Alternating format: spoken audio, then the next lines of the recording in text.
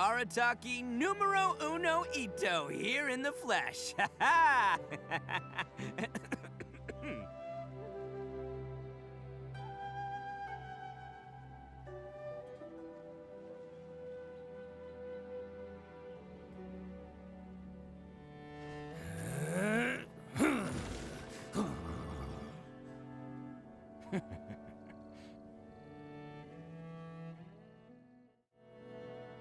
Okay, in theory this is gonna work. Don't underestimate the beetle. They can be some of the toughest little guys around. Yes, you can. Yes, you can. Want to know what's on this beetle's diet? Sweat and tears, that's what. That's how it gets stronger. I think we can all learn something from that. Go figure, my controller disconnected while I was eating my cobbler. There we go.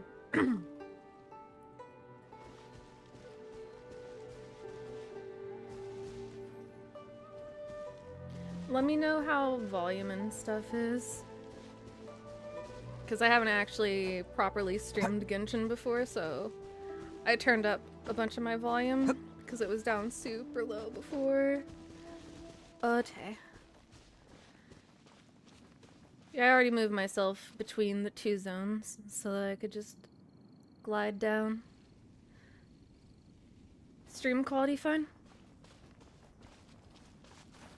As I nearly fall off the cliff.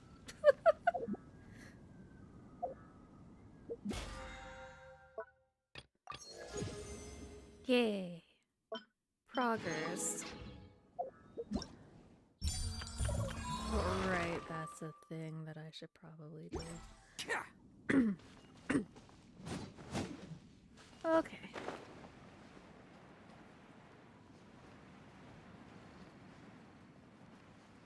It's definitely super pretty over here.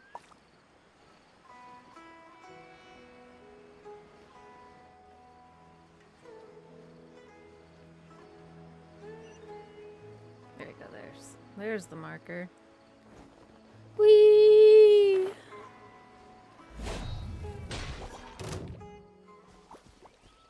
Attaboy! Rise! Advance!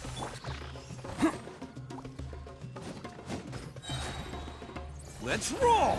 It's showtime!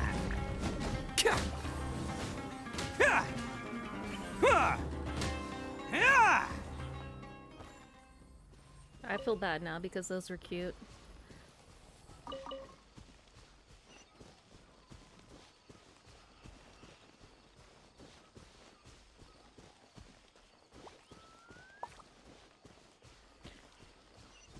Why is it not doing the thing? Oh, am I supposed to be underground? That's awkward.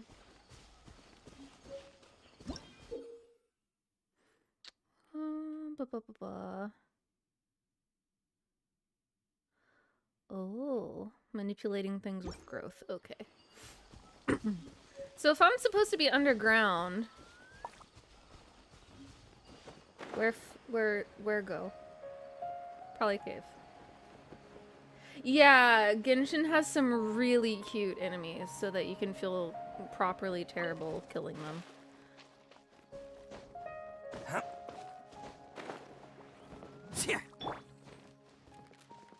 And also cute, zombie lolly. That no one ever seems to want to pull, but she's one of my main healers right now.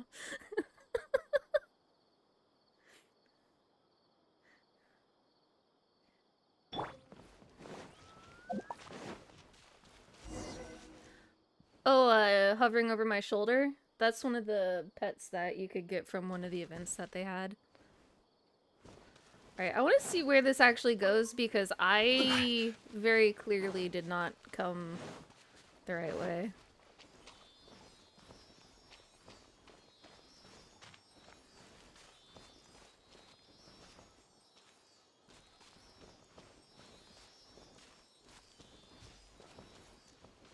Shroom boar. It's cute though, so I don't want to kill it.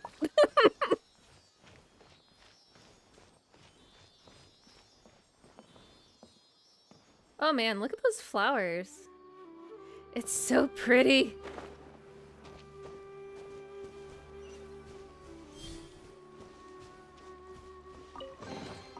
Unsolicited, and all the more valuable for it. Oh, that's cool.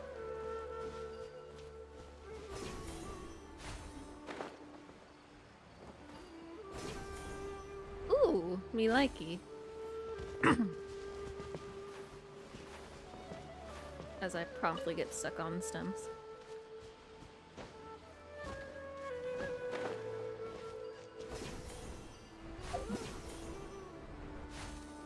Alright, that's really cool. I like that. No. Nuh-uh. Illegal.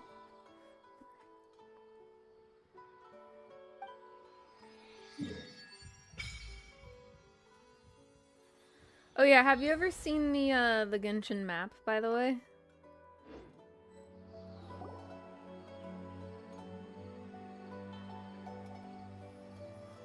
Shroom.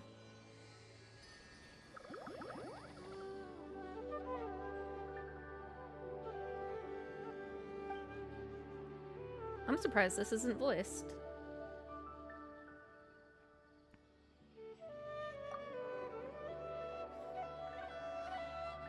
My voice is too dead for me to read out any dialogue.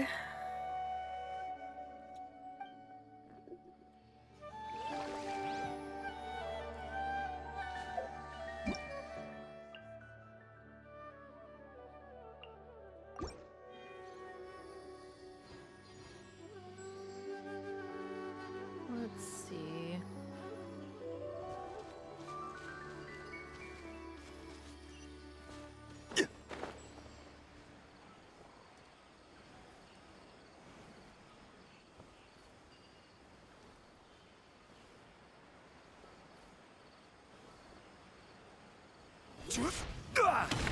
Oh yeah, map. Map. So, you can't actually zoom out to see the full map, but all these dark areas around Avidya Forest, this is the new region that came out that I've been not doing because 14. And then all of this, except for the icy area, is Liyue. And then all of this is Mondstadt, which is where you start. And then way down here is Inazuma, which was the third region to come out, which this area is basically based on Japan. But you get a boat, so like you can go around all these islands by boat. Because this game has climbing and gliding and boat. So there's lots of stuff. So Sumeru coming out makes 4 regions. There's supposed to be a total of like 7-ish. Like, you can see there's a lot of fog of war still. Like, a lot. A lot. So, me liking exploration games and puzzles and stuff, it's definitely a good match. Yeah, like, we vaguely know some things about upcoming zones, but...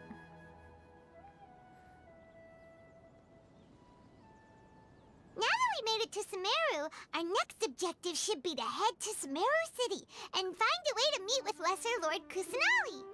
And speaking of Lesser Lord Kusanali, Yep. even though we haven't heard too much about her, she doesn't seem to be the same deity who abducted your brother. But even so, people call Sumeru the Nation of Wisdom, you know. If we can get a chance to meet the God of Wisdom, maybe she can give us some useful information. Yeah, Paimon is very squeaky in all languages.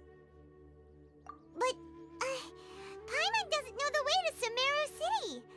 Maybe we can climb up to that spot with the statue of the 7 on it. That'll give us a way better view of things. Even if we can't see exactly where the city is, at least we'll be able to check for some smaller settlements nearby. Wait a second. Look! There's someone up ahead! Perfect timing! Now we can just ask for directions rather than wander around like lost adventurers. Hey there! We're not from around here and seem to have gotten a little lost. We'd like to ask for some directions. Huh? Did they not hear Paimon? Hey! You over there! Could you give us some directions? Huh? Apparently not. What's going on here? There's no way she could have missed that. Wait!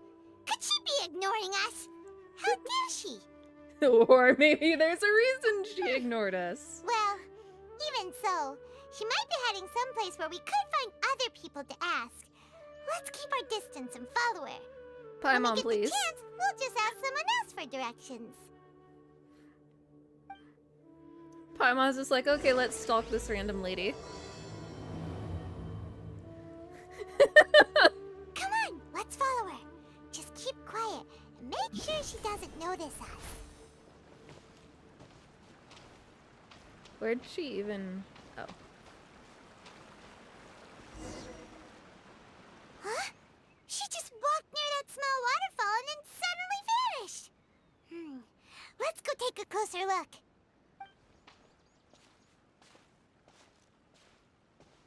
Paimon thought this cave would lead to a village or something, but, it looks like that's not the case.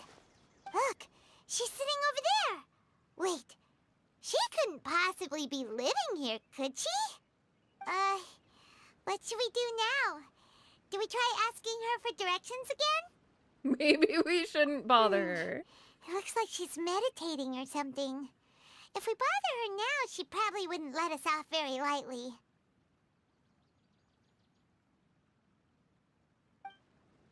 Oh! What a lovely smell! Down, Paimon, down. It's coming from that sensor over there. This is definitely not your typical place to call home, but at least it smells nice. Maybe living here wouldn't be too bad after all. Oh? Huh? What's the matter? You don't look too good. What? Is the smell making you feel sick? Strange. Paimon doesn't feel anything. Maybe it's weed.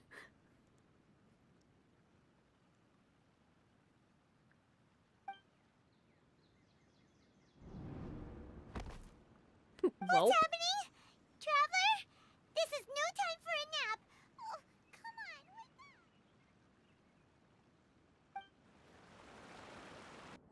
wake up. Definitely unlocking Savage.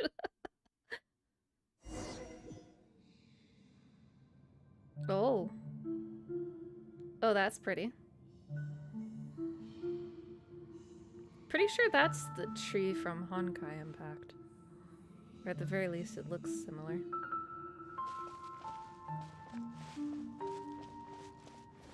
Have I mentioned I like the music in this game?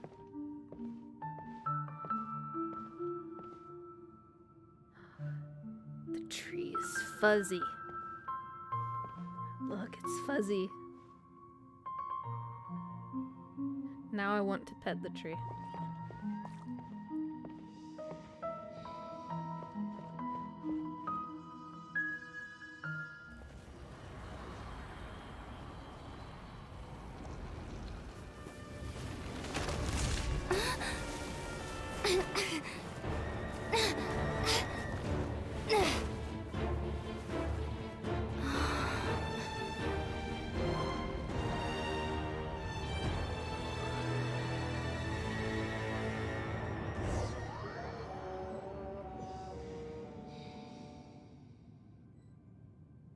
Fuzziness intensifies.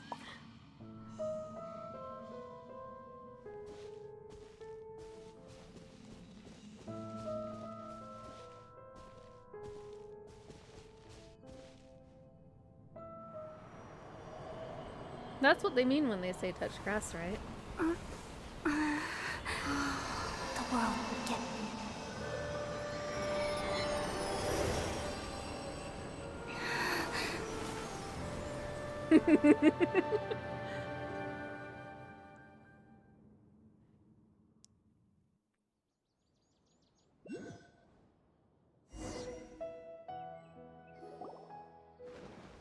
Are you sure it's not serious? The Traveler's been out for a long time now. Yes, you can relax. Believe me, Master is extremely knowledgeable. If he says that she's going to be alright, then there's absolutely nothing to worry about. Oh, are you awake now? Oh, thank goodness! Traveler, you're finally awake! Well, we're at... good question. Where are we? Paimon was in such a panic when you passed out that she even forgot to ask what place this is. This is Gandharvaville. It was originally built by scholars from Sumeru as a place to rest in the rainforest. Now it's mainly used by the forest rangers as a base of operations. My name is Kale. I'm a trainee forest ranger. My master and I found you passed out during our patrol, so we brought you here. She's cute. Oh, no things are necessary. I didn't do anything really. By the way, how are you feeling now? Any discomfort? Oh, that's Master's herbal medicine you're tasting. He gave you some while you were unconscious. Before I forget, Master mentioned you should take more medicine once you wake up. But I don't wanna. Whoops! Kale, what's the matter? Were you trying to retrieve the medicine? As I've already told you, you must be careful with these. All right, I'll get it for you once I'm finished here. Sorry, Master. Now, the guide to Avidya Forest's edible fungi is clearly posted on our bulletin board. But if Farbode forgets which mushrooms to avoid one more time, I'll have no choice but to leave the guide somewhere a little more visible. Like right smack on his forehead so others can remind him to be careful. Right? This is the second time he's come down with food poisoning this month. I'll be sure to give him a good talking to. Yes, please do. If, on the off chance, Farbode simply enjoys having little imaginary fairies dance before his eyes, then we'll just let him be. But the next time he requires any of our medicine, be sure to charge him accordingly.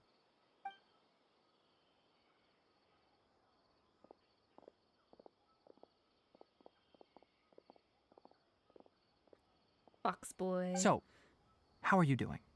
Feeling better? Oh, this is my master, Forest Watcher Tainari. He is chief officer over all the rangers here in Gandharvaville. I already informed Paimon about the reason you fell unconscious earlier. But now that you're awake, let me explain it for you as well. It is common practice for Sumeru scholars of certain darshans to dedicate themselves to training and meditation in isolated areas, particularly the nearby forests. While meditating, they use a certain incense known as spirit borneol to help calm their minds as they enter a state of deep rumination. In hopes of asking directions, you two followed a scholar named Hypatia into her cave. The incense you smelled inside was the spirit borneol I just mentioned. That incense typically has no effect on most people, but for a very select few, it can have profound effects on one's cognition, as you experienced firsthand. Does that make sense? Very good. Sure, Now, I got high. answer me Got this. it. Did you feel anything after passing out? Say, any out-of-body experiences? Or did you see anything while unconscious?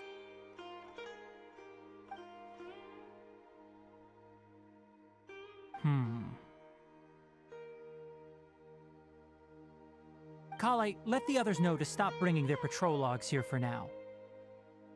Huh? Why? Because these two will be staying here for the next few days. They can have my room and I'll bunk with Amir. Now get a move on and be sure to do as I've said. Yes, Master Tainari.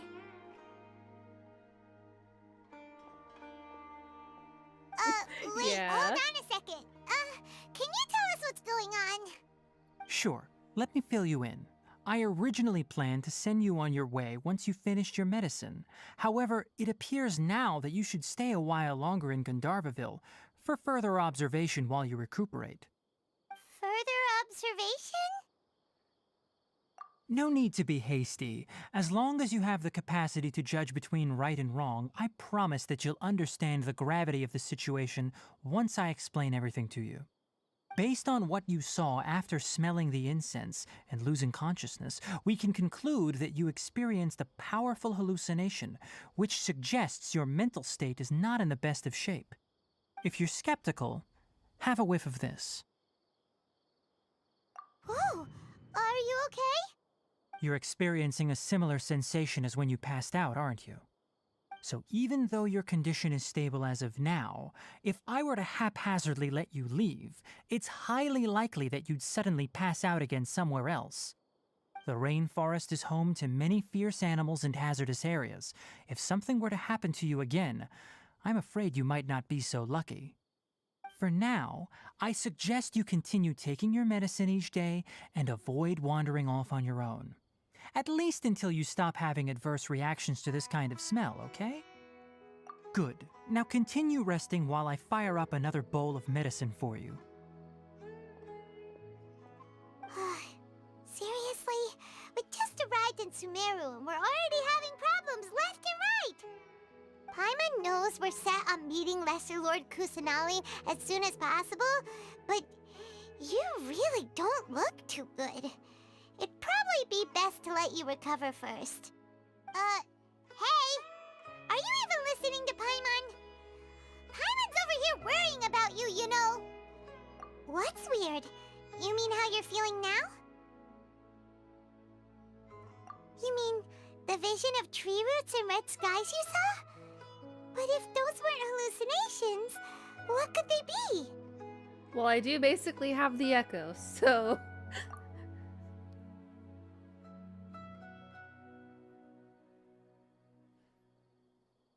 Well, considering how unique you are, Paimon trusts your judgment here.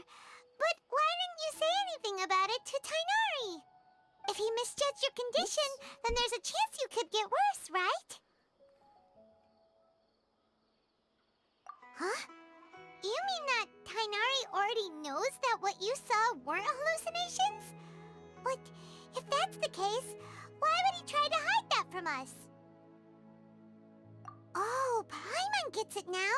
That explains why you were so quiet earlier. Well, that settles it then. We'll stay here to rest up and figure out what's going on with your hallucinations. His ears wiggle super cute when he shakes his head, though. It seems like asking Tainari might not be an option anymore. What do you think we should do? Good idea. Kale's pretty friendly. We can ask her tomorrow about what she knows regarding the Dendro Archon and customs in Sumeru.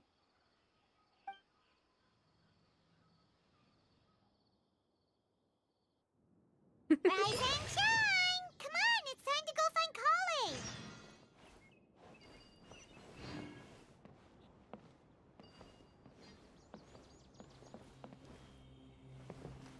Oh, I like the little streetlight. It's cute. Doggo!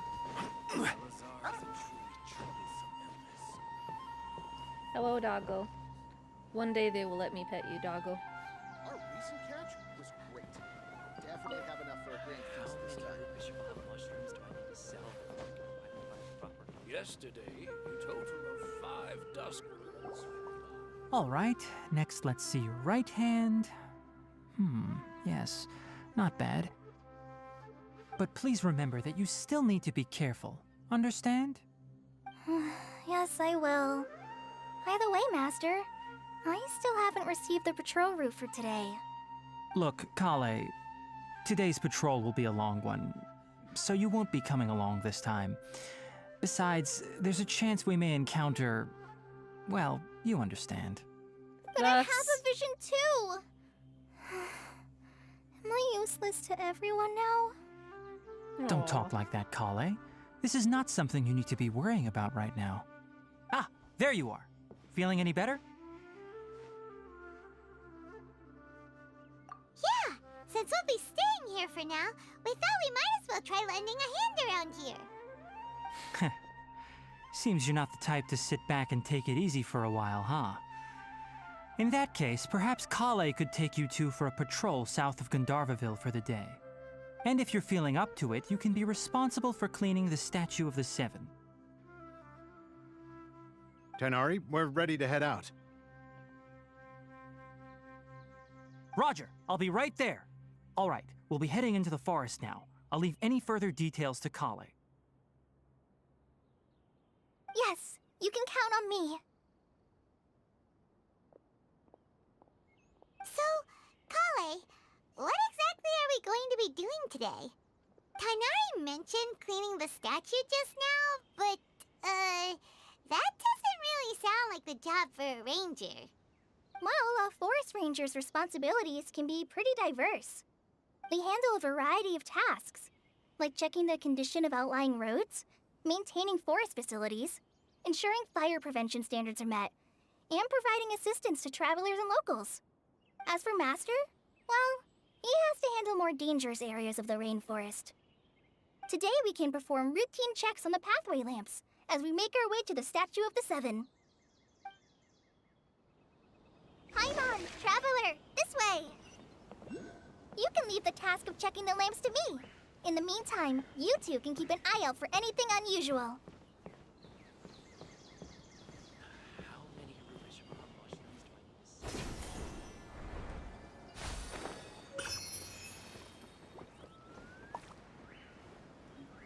I use? Dead on my face. Nothing wrong with these two lamps. Let's move to the next one.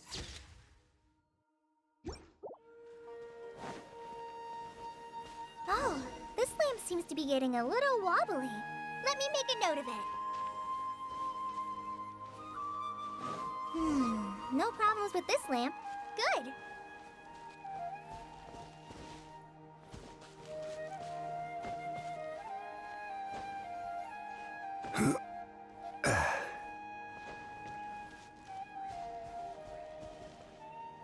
Let's see. Doesn't look like it's up.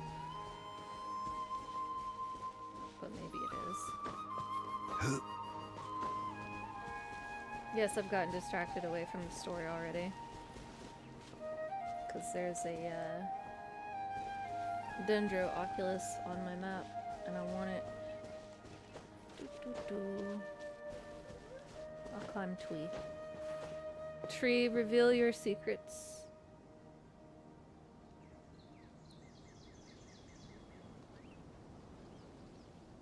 Must be underground somewhere. Kitty! I'm feeling that's a murder kitty. It's playing with its tail!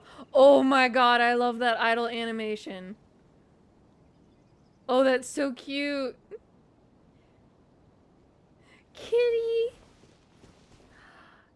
It's not trying to murder me. Oh my goodness, it's so cute. I want one.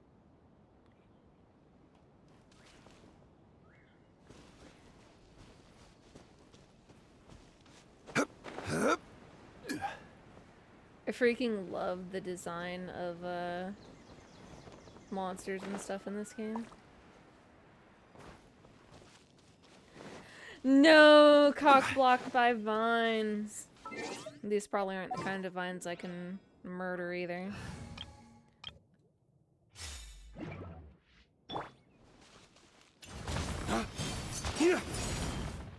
Nope. Damn.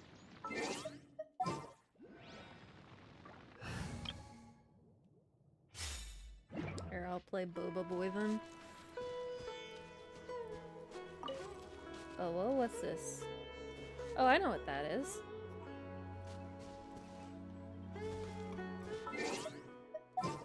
Let's see. Can I actually make the Traveler Dendro yet? Let's see. Where is my Traveler? There's still a long road ahead.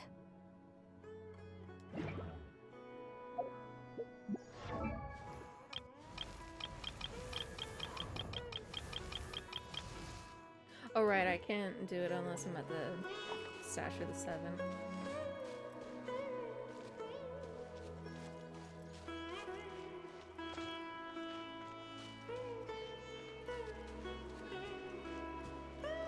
frog.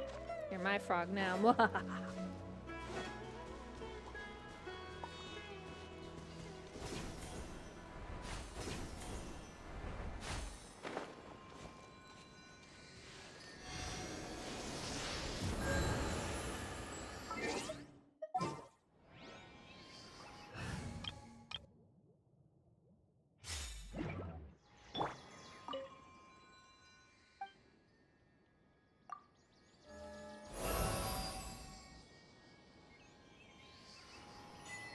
There we go.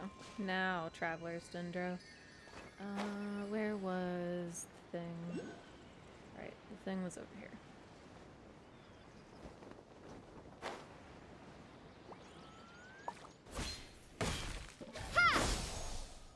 Okay. That apparently doesn't work. Q, Q, Q. Scatter! Fine.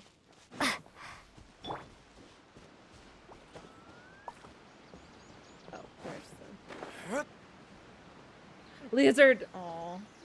Damn. The statue of the Seven is up on top of that large rock formation. You must have seen it when you came down this road before. It's pretty high up there, isn't it? Don't worry. If you're afraid you can't make it up there, I'm sure Master wouldn't mind if you don't clean the statue. Oh? I guess I'll leave it up to you then. There's not much footing once you reach the statue, so be careful up there. Paimon will fly up with you and help you with those hard-to-reach areas. Yeah, yeah. By the way, Kale, do you know anything about the Dendro Archon? You know, what's she like? That depends. Are you referring to Greater Lord Rukkhadevata or Lesser Lord Kusanali? Huh? Greater Lord Rukkhadevata? Oh, is that the name of the former Dendro Archon? Uh-huh. Greater Lord Rukkhadevata was Sumeru's first Dendro Archon. She created the rainforest as well as the wall of Samiel around the desert. Her works provided a means of peaceful living for everyone. To the people of Sumeru, she's not only a symbol of wisdom, but also of power and kindness. Unfortunately, she disappeared in a great calamity that occurred a few hundred years ago. According to what Master has told me, the sages later found the newly born Dendro Archon and whisked her back to Sumeru. To celebrate the reinstatement of their lost deity, the sages dubbed her Lesser Lord Kusanali and let her reside in the sanctuary of Siristana. Uh-huh. Then what happened? Well, and then... I'm not too sure what happened, to be honest. Huh? You're not too sure? But aren't you from Sumeru? Yeah, I'm from Sumeru. But... Maybe it's difficult to discuss this topic with strangers. If that's the case, then don't worry, we understand. No, it's not that. I'm not trying to hide something from you. Besides, I don't consider you two strangers. Anyway, you two know Amber, right? Wait, Amber? You mean... Yes, that's her. I once lived in Mondstadt for a while, and she helped me a lot during that time. You could even say that she helped me become a new person. And you look like you have a crush on her. Amber. She lives life to the fullest while always adhering to her strong sense of justice. She's ready to answer the call for action at any moment, but is also very understanding of others. She's like the spark that lights the fire in everyone's heart around her. Oh yeah, super gay. If you ask me, she's a prime example of a true outrider. She's the first person anyone coming to Mondstadt will meet. You can't help but be enthralled by her charm and enthusiasm, causing you to fall in love with the lands of Mondstadt and...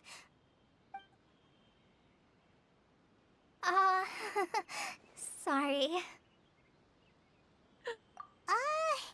Paimon thought the work of Outriders was a little different from what you just described, but one thing's for sure, you really like Amber. Sorry. I was rambling on just now. It must have sounded kind of weird. It's alright, Kale. Knowing that you're a friend of Amber somehow makes Paimon suddenly feel a lot closer to you. Gay. How do you know that we've met Amber? I returned to Sumeru, Amber and I have stayed in touch by writing each other letters. In one letter, she mentioned that Mondstadt was attacked by a fearsome dragon, but the city was saved by a mysterious blonde traveler and their floating companion. I knew you two were the ones she mentioned in the letter the moment I saw you. But, considering everything you've been through that day, I thought it'd be inappropriate to bring it up. Yup. Ah, so that's how you knew. Yep, so please know that you two have my complete trust. Really. I wish I could tell you more about the Dendroarchon, but I have been away from Sumeru for some time, and I haven't read any books. Sorry. That's alright. You've already helped us a lot. We had never even heard of Greater Lord Rukadavata or the Sanctuary of Surasthana until you mentioned them. Oh, I'm happy that was helpful. There is one thing I want to ask, though. Why do you two want to know about the Dendroarchon?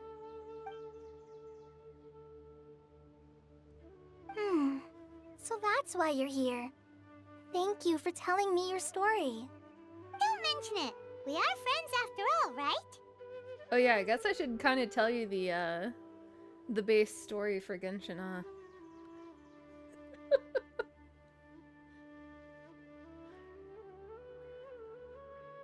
Let's see, how do I TLDR the base story of Genshin? So you start out in like this really pretty cloud place with your twin, and you're trying to fly off to the next world, and then an unknown god comes and kicks your ass, and that's how they make you choose which of the two twins you're playing. So it has like this freeze frame in the action that's really super cool, and you pick if you're gonna play the male twin or the female twin, and then the one that you don't pick gets yeeted by the unknown god, and you wake up in this world.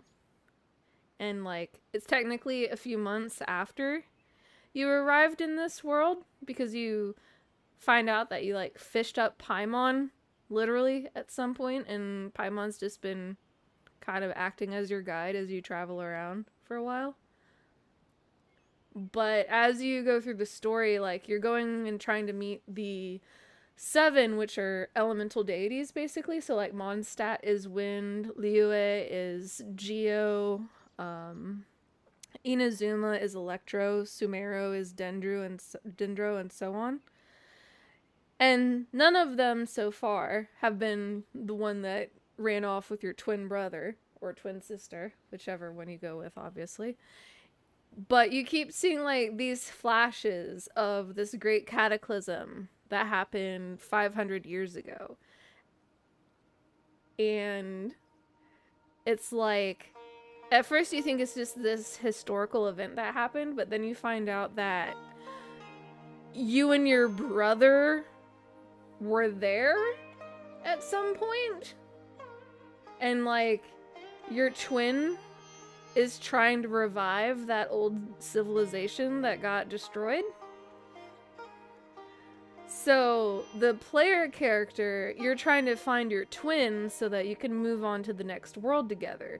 But your twin is trying to revive Conria. So there's interesting conflicts of interest there and whatever. So, at first you're just focused on finding your twin, but then it becomes also trying to figure out what the fuck is going on with Conria, the 7, and the gods that existed before the 7.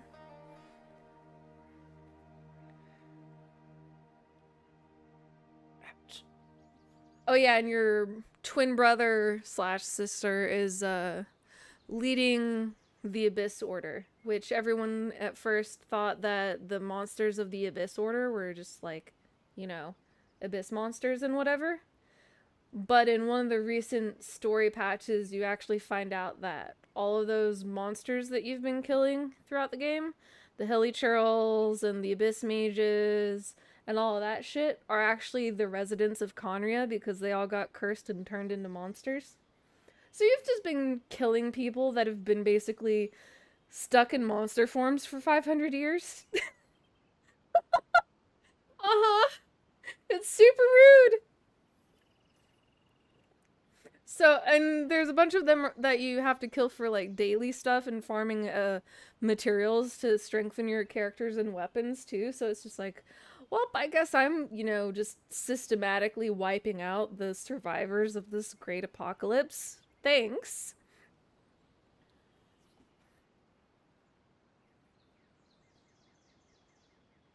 Abyss mages, or not abyss mages, but lectors. Abyss lectors are really hot. I'll have to show you those. All right, we have a statue to clean. You both have my thanks. While you two are up there cleaning, I'll go ahead and inspect the forest canopy. Let's meet back here shortly.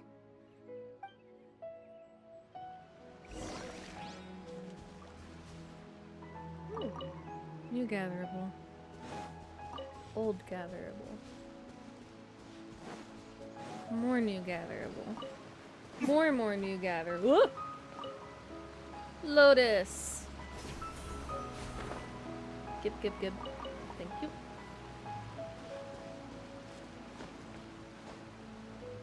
Out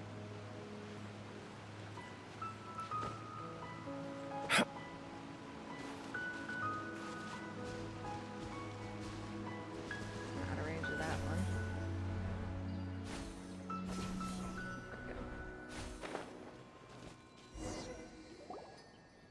Huh. Now that Paimon looks at it, the deity that's carved on the statue is kinda small. Do you think she's supposed to be Greater Lord Rukkhadevata or Lesser Lord Kusanali? The name does seem to fit the statue somehow. Well, anyway, we'll have to figure that out later. Let's get started on cleaning the statue. Paimon will fly up and take care of the top, and you clean everything below.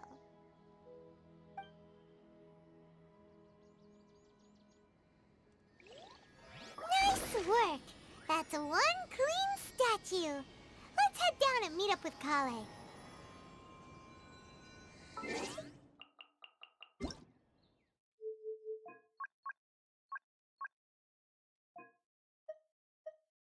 Turning it down slightly because I noticed that my audio is popping just a little bit on my end for some lines. Oh wait, I wanted to change party setup too because playing fire in forest bad. There you go.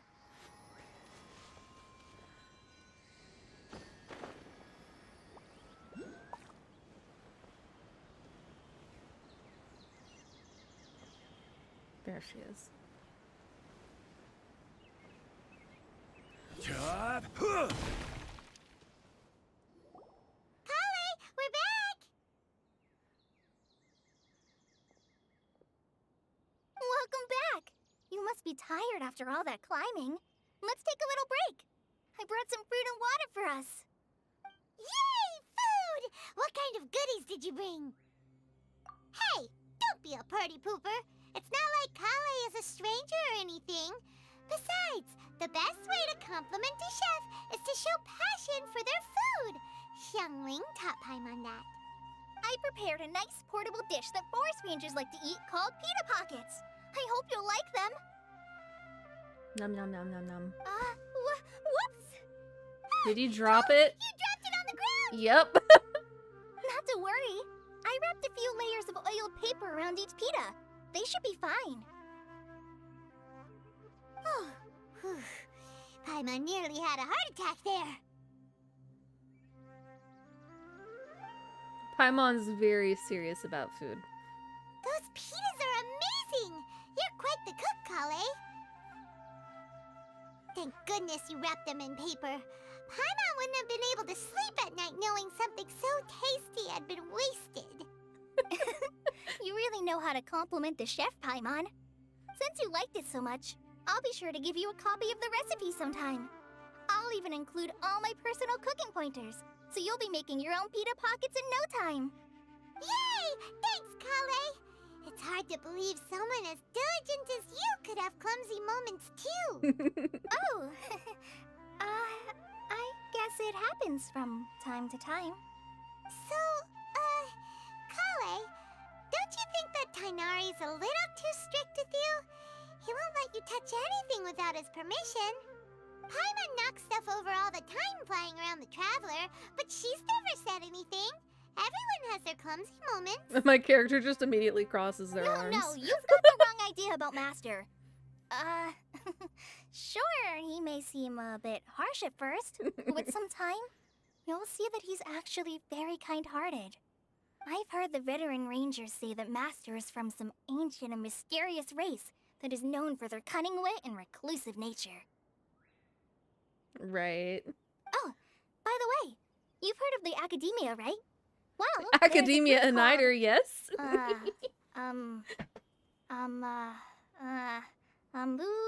Something?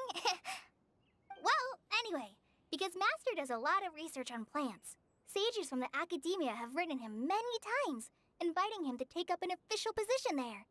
But Master declines their offers every time, saying, Sumeru City is too noisy. It'd be bad for my ears.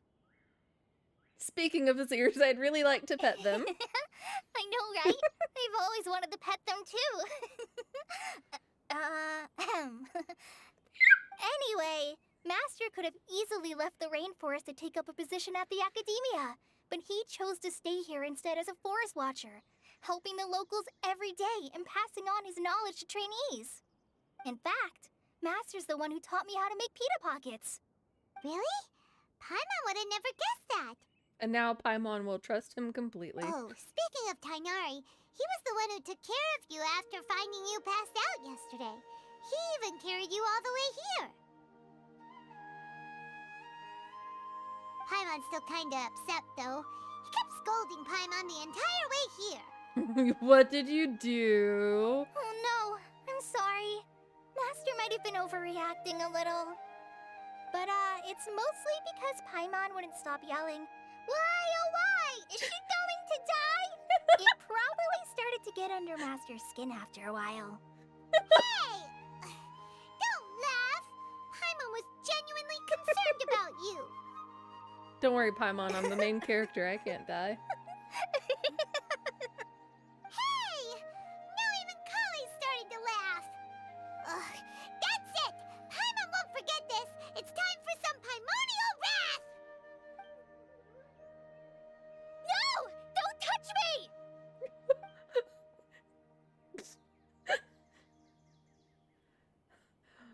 That was quite the reaction. Oh, sorry, Kale. Paimon didn't mean to scare you. No, I just... I didn't mean that. Kale, are you okay? What's the matter? No, I'm fine. I'm sorry. I must have startled you both reacting like that. Very not convincing. Oh, well, it's getting late now. Let's hurry back to Gandharville. I think Master and the others should be back by now, too. Huh? What was up with Kale just now? And why is she in such a hurry all of a sudden? Look, she's practically running back. Paimon can't even see her now.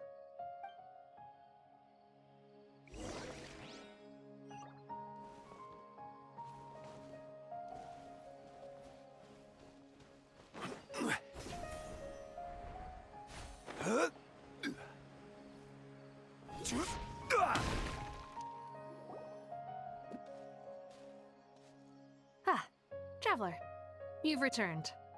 Yep, we're back. Have you seen Kale by any chance?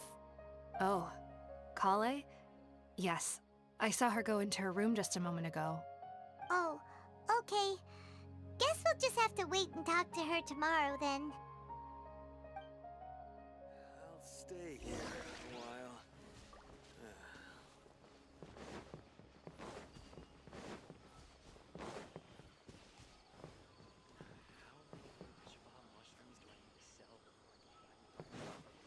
Yesterday, total of...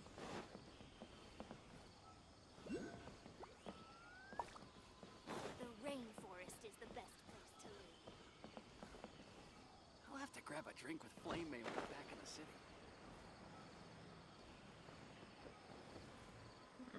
It's gonna be up, isn't it? Oh.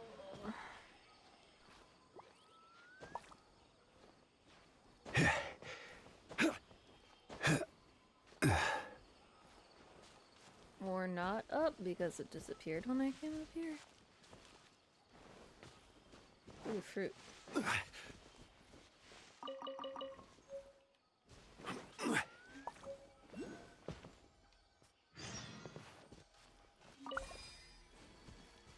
What's this?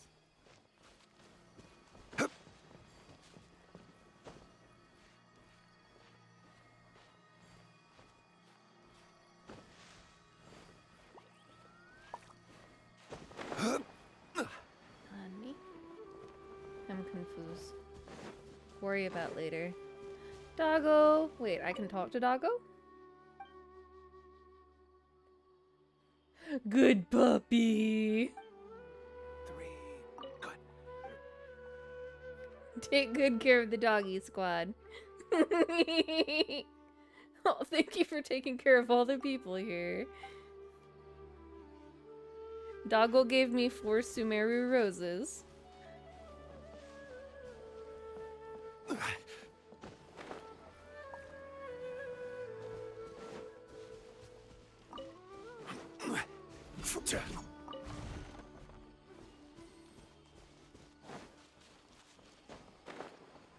Oh, I'm gonna miss that. Look. Can I land on this one? Nope. Our recent catch was great. We definitely have enough for a grand feast this time. Where's this Dendroculus? It's gonna bug me. Oh, I see. I see. Crumble! Sorry, ma'am, don't mind my stone pillar.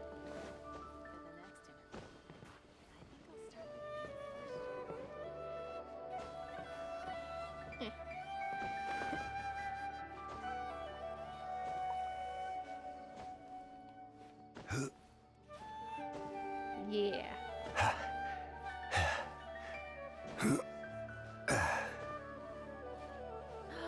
Chest. Gib.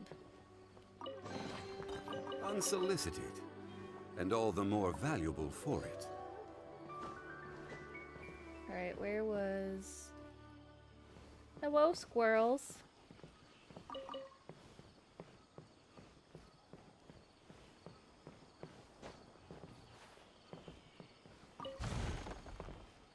Okay, was it up more?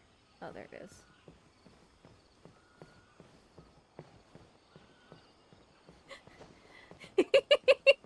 It's the only way to get bird eggs, basically, is raiding birds' nests.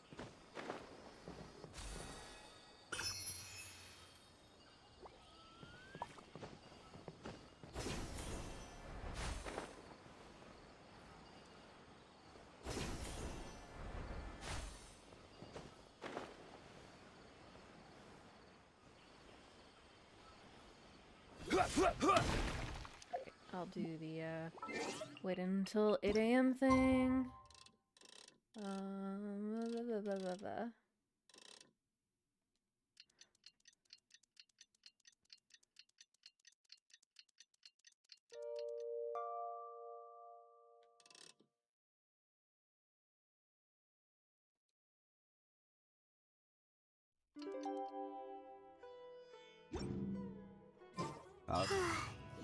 Paimon was thinking all night about what happened with Kale, and still can't figure out what the problem might be. Maybe she's in a better mood now. Let's go check on her. Step 1, Paimon. Don't try to just randomly touch people without their permission.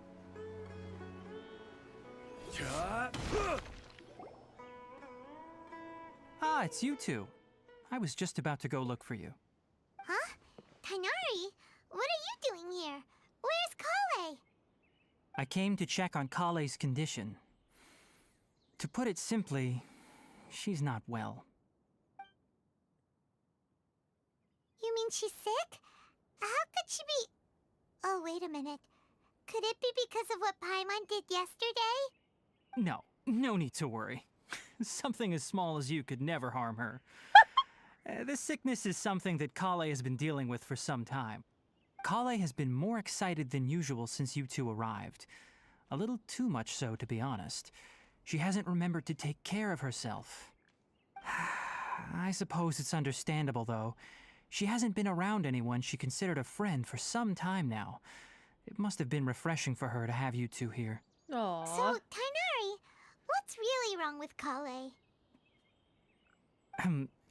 Let's take this conversation elsewhere. Kale just fell asleep after taking her medicine. She needs some peace and quiet.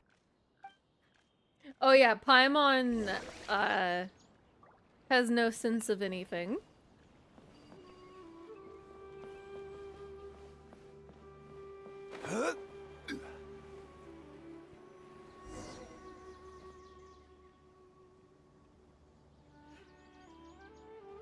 All right, let's continue our conversation here, shall we? To be honest, I hadn't realized that you're that honorary knight from Mondstadt until Kale told me just now. I've also heard all about your deeds in Liyue and Inazuma. So, just to clarify, what I'm about to tell you about Kale is not because of who you are or your past feats. Instead, I am going to tell you because... well, because Kale asked me to. And honestly speaking, I was against Kale revealing her past to you. But she insisted, saying you two treated her with sincerity and as a friend. So now she wishes to reciprocate the gesture. So, Tainari, what exactly is wrong with Kale? You said this is something she's been dealing with for some time. Just how serious is it? Right. Ever since she was a child, she's been afflicted with a disease called Elazar. Elazar? Yes, it's a disease unique to the lands of Sumeru. It is characterized by dark and hardened scales that form on the body. At first, the afflicted may only feel mild numbness on the affected area of the skin. However, as the disease progresses, one may begin feeling fatigued and even experience peripheral paresthesia. In its final stages, what now? the disease strips a person of the ability to control their own body, and they effectively become completely immobile. That sounds terrifying. Wait, hold on. So when Kale seemed to be acting a little clumsy earlier, it was because... Correct. That would be the effects of Elazar, which is precisely why I do not want her carrying or holding anything, lest she ends up hurting herself. With appropriate treatment, the disease can be effectively controlled before it progresses to a more serious stage.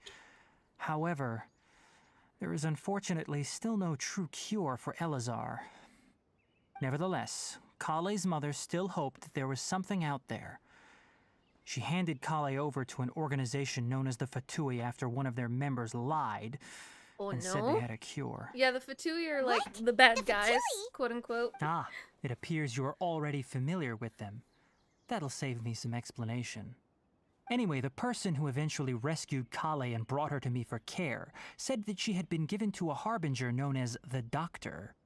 I have no idea how this doctor managed to do it, but her case of Elazar was completely stable for all the years that Kale was with them. However, Kale's days with the Fatui were anything but pleasant. Kale is a resilient individual and always tries to appear cheerful, but her experience with the Fatui has left deep scars. Even now, she can still feel deathly afraid of someone touching her. Well, that certainly has implications. Paimon had no idea Kale's been through so much suffering. Oh, by the way, Paimon, Kale wanted me to tell you that she's sorry for scaring you yesterday. She also wanted both of you to know that she's sorry for hiding her illness. She Poor doesn't need to baby. apologize. None of this is her fault at all. Well said. I hope you'll get a chance to tell her that in person the next time you see her.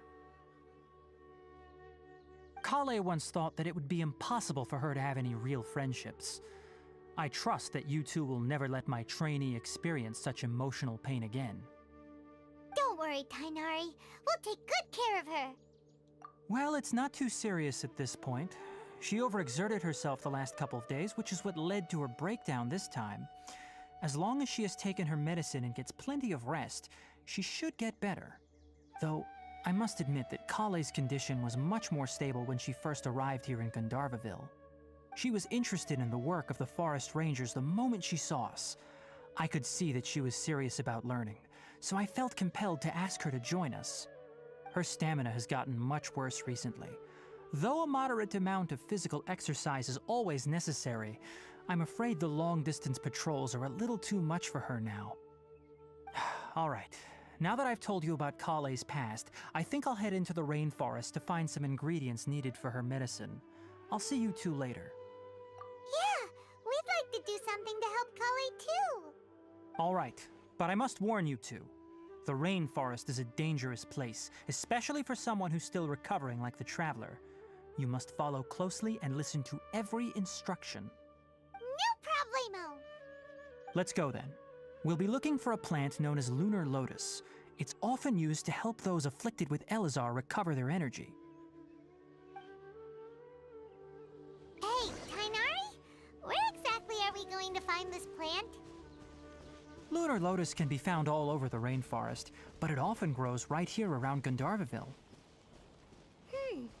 Given the name, it sounds like we should be looking for it in the water. You are correct. Lunar lotus grows in the water. When fully matured, they look like giant blue flowers floating on the water's surface. Quite an attractive species, if you ask me. The large petals are actually the plant's leaves and sepals, which surround a very small flower. You should note that many of the plants found in Sumeru have names that are contrary to their species. Take the Kalpalata, for example. The plant is not a lotus at all, but rather a vine. And then there's the Sumeru rose, which is not a rose, completely contrary to its name. Oh, huh. Okay then. Note to Paimon. Never bring up the topic of flowers with Tainari. Oh yeah, Paimon is... she's a thing. Rise! Well, time to murder cute things again. Order guide you. Gather! Attaboy!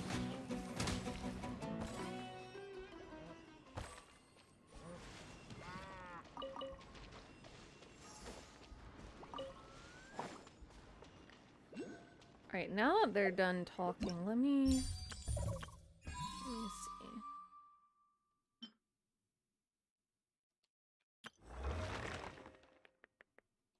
Let me go do that real quick.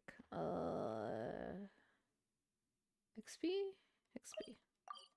I'm gonna blow up 3 ley lines real quick just so that I get the double rewards.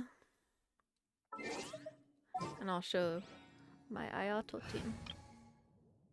Ayato team go burr.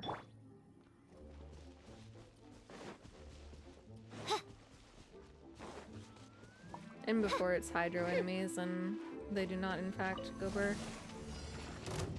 By royal decree, teamwork is dreamwork! Ha! The wind knows me.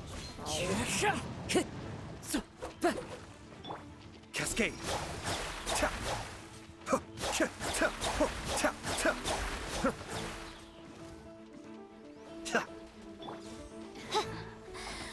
me amuse myself a little. Cat Blink! Let's light it up! Oz, reveal thyself! Fallen leaves, adorn my night! The depths beckon!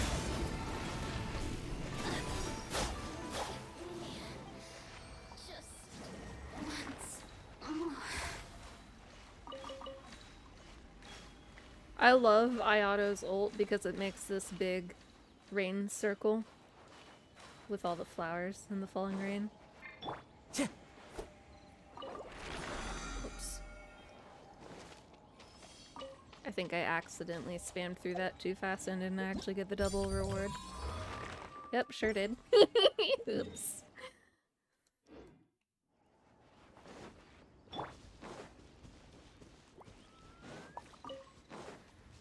So far, Leeway has been my favorite zone. So I'm curious to see what Sumeru is like.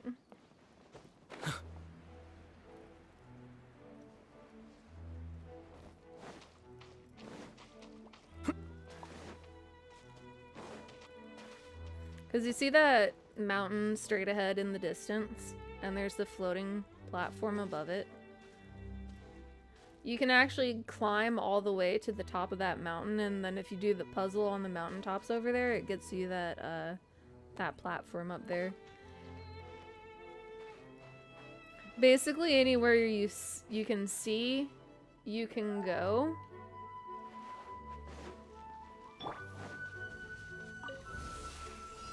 By royal decree, everybody stand back! Oh, time to go. Into the wind. Be still.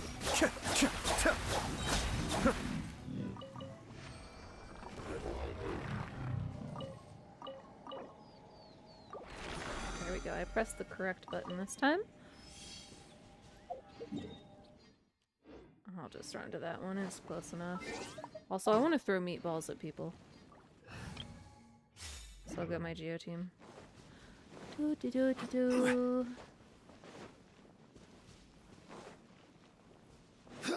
Yeah, so people think Zhongli's meteor kind of looks like a meatball. Quake! Rally! Bam! Oni coming through!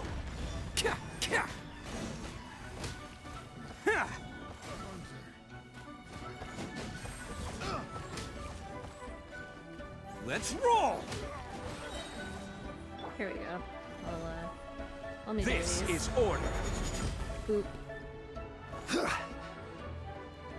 Solidify. Go. Charge!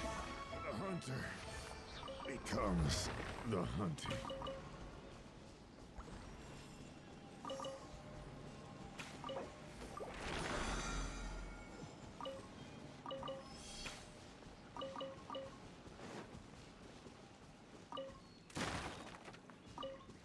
Oh yeah, so over there, that thing walking around, that's a hilly churl.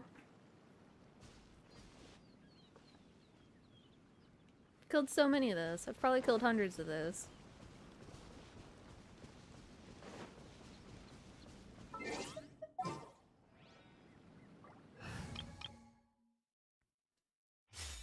Mm-hmm.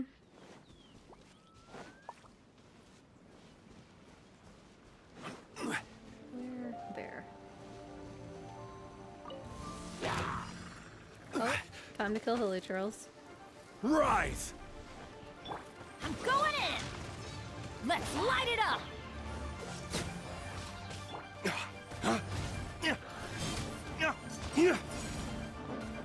Awkward.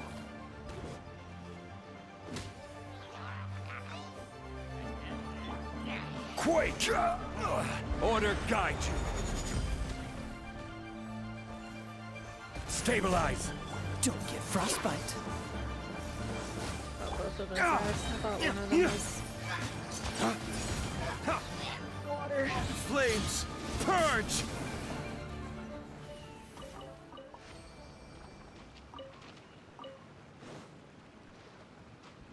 La, la, la, la, la. Okay, there we go. That's all three done. Now I can go back to story.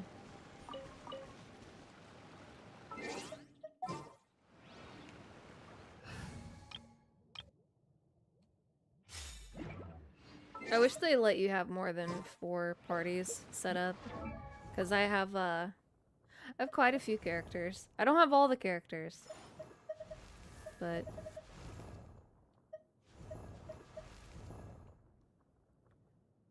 yeah. Everyone has decided that this character is lesbian, because on both of her hands, she doesn't have claws on a specific 2 fingers.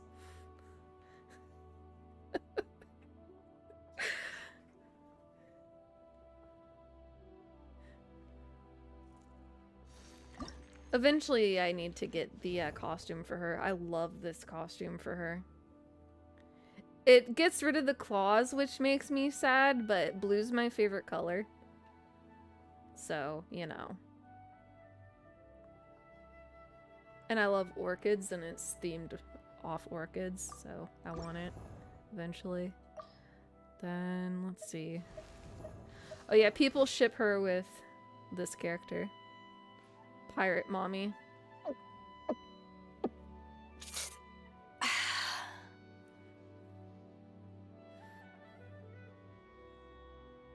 She uses a great sword.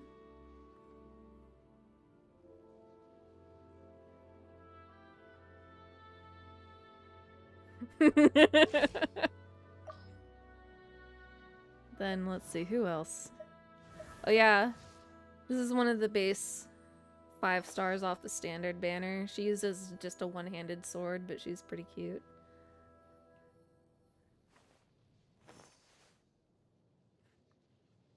I need to build her at some point. I don't really have Electro characters built. And then Mona and the booty. Mona's one of those characters where I'm like, I really like her outfit design and I would consider cosplaying her, except for the fact that I really don't like her character in any of the stories that have happened. So I'm just like, ah, pain. Where do you want to go? Who was the other character that...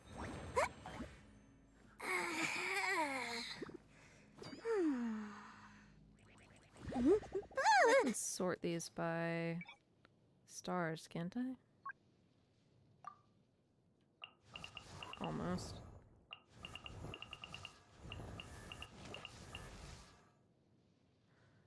Then of course there's Tainari. Fox Chick. I was tempted to get her because the version of her that's in Honkai I play a lot of, and I really like Ara type characters, but I had to save up for Ayato. Then I like her design a ton too. Like, the character design in this game is so fucking good. So good. Oh yeah, this was another outfit I looked at and I was like, I want that. I want those leggings. I want those leggings so bad.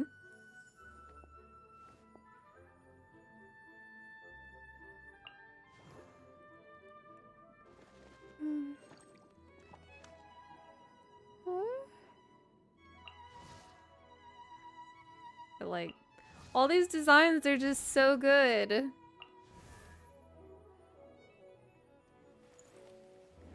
So far, this character has eluded me a ton. I've tried to get him on like 3 separate banners now, and I've always failed to get him.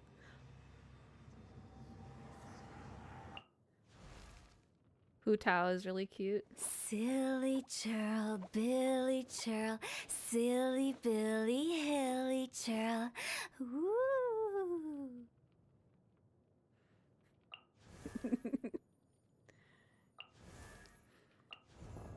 Albedo's getting a rerun soon, so I'm gonna be getting him because he'll complete my Geo team. And everyone loves this character, even though she's not that great. So heavy. Because she's just so freaking adorable.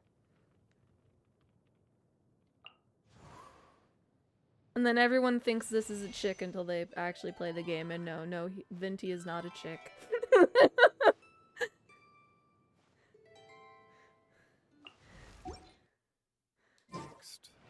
If you'd like to see Liyue's... It's always really funny watching people react to the character demos, because people see Venti and they're like, wow, what a cute girl. She's cute, she's waifu. And then he talks, and they're like, wait a minute. Hold up. I love it. It's the best.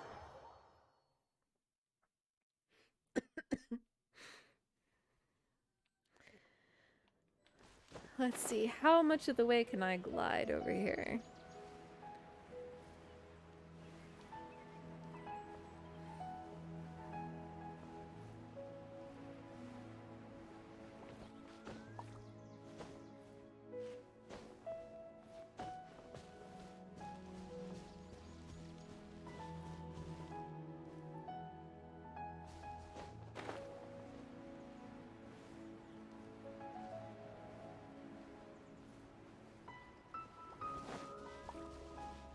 This game is so pretty, though.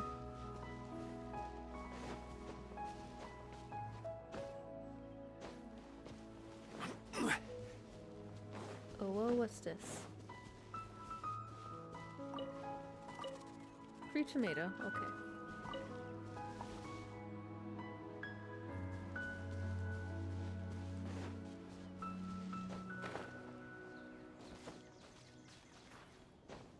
Yeah, like, we would have to ban you from spending money if you played this game, though, for sure.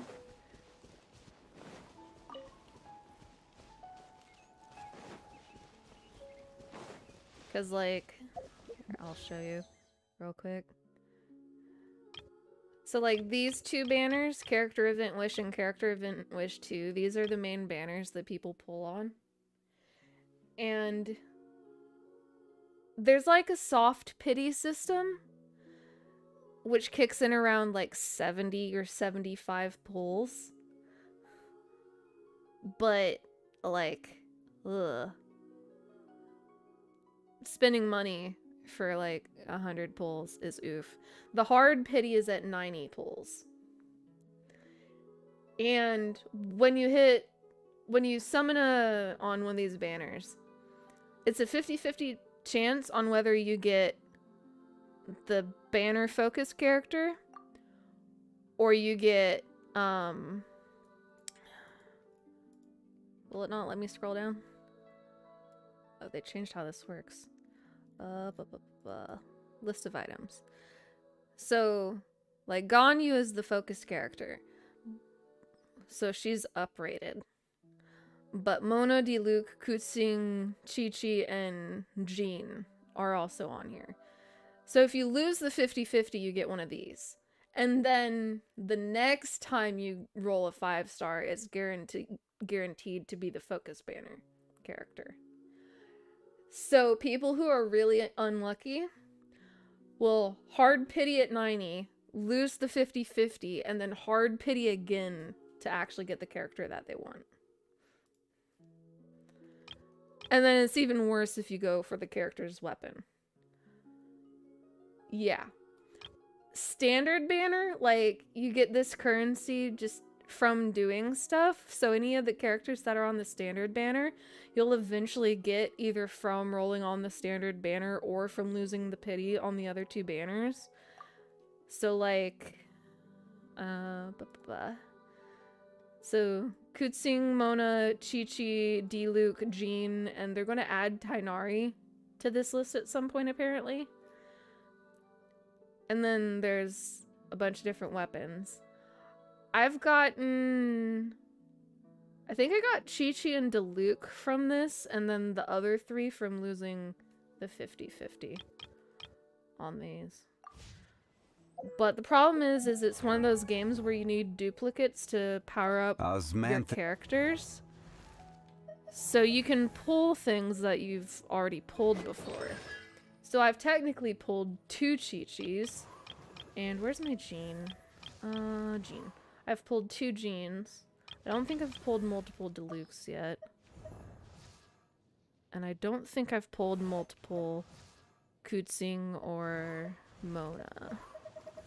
I intentionally pulled for 1 extra copy of Zhongli, but what, like, all the freaking whales do is they go for 6 duplicates so that they can max out the constellations. So if you have really bad luck, you're hitting 90 rolls twice per constellation. So people can hit really high money spending really fast because 1 intertwined fate is 160 primo gems. And then, so Genesis crystals transfer to Primo gems at a 1-to-1 ratio. So if you buy, 6,480 Genesis crystals for $100, that becomes 6,480 Primo gems. And every 10 pulls is, I forget how much currency. Oh, 1,600. So, like,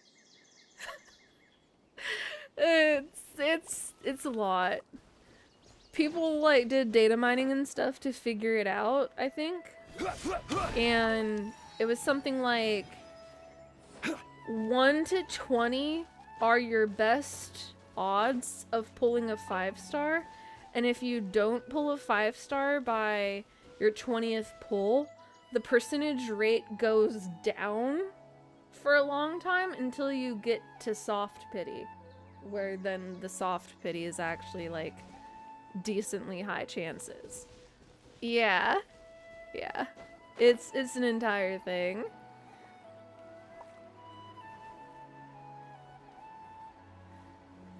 People actually made a app for mobile and PC that just simulates pulling characters. Like, I know a couple people who use the Wish simulator just to get their gambling addiction taken care of so they don't actually spend money on the game. Which is kind of big brain. There should be lunar lotuses growing somewhere in this area. Let's split up and begin searching. If you could manage to gather 4 of them, that would be sufficient. We'll rendezvous here once you've gathered the needed amount.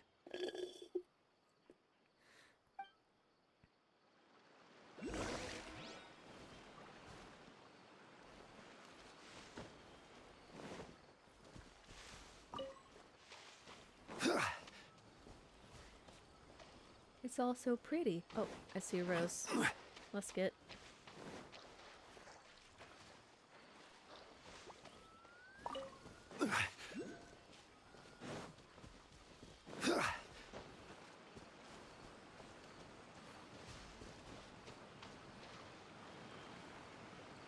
Well, that's pretty.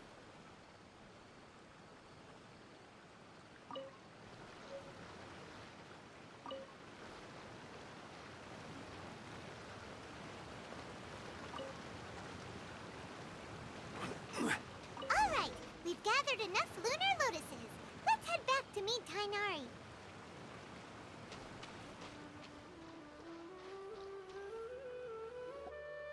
Hey, Tainari!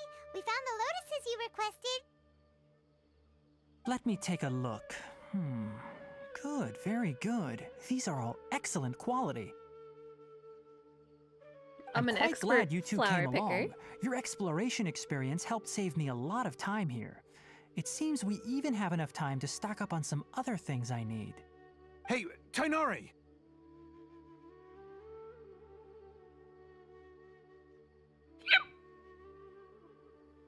Oh, Tainari, someone's calling your name. They're dressed like a forest ranger. Paimon, have you yes, seen that's those Amir and ears? the others. I'm sure he heard. Didn't they just set off not too long ago? What are they doing back so early? Let's go find out what's going on.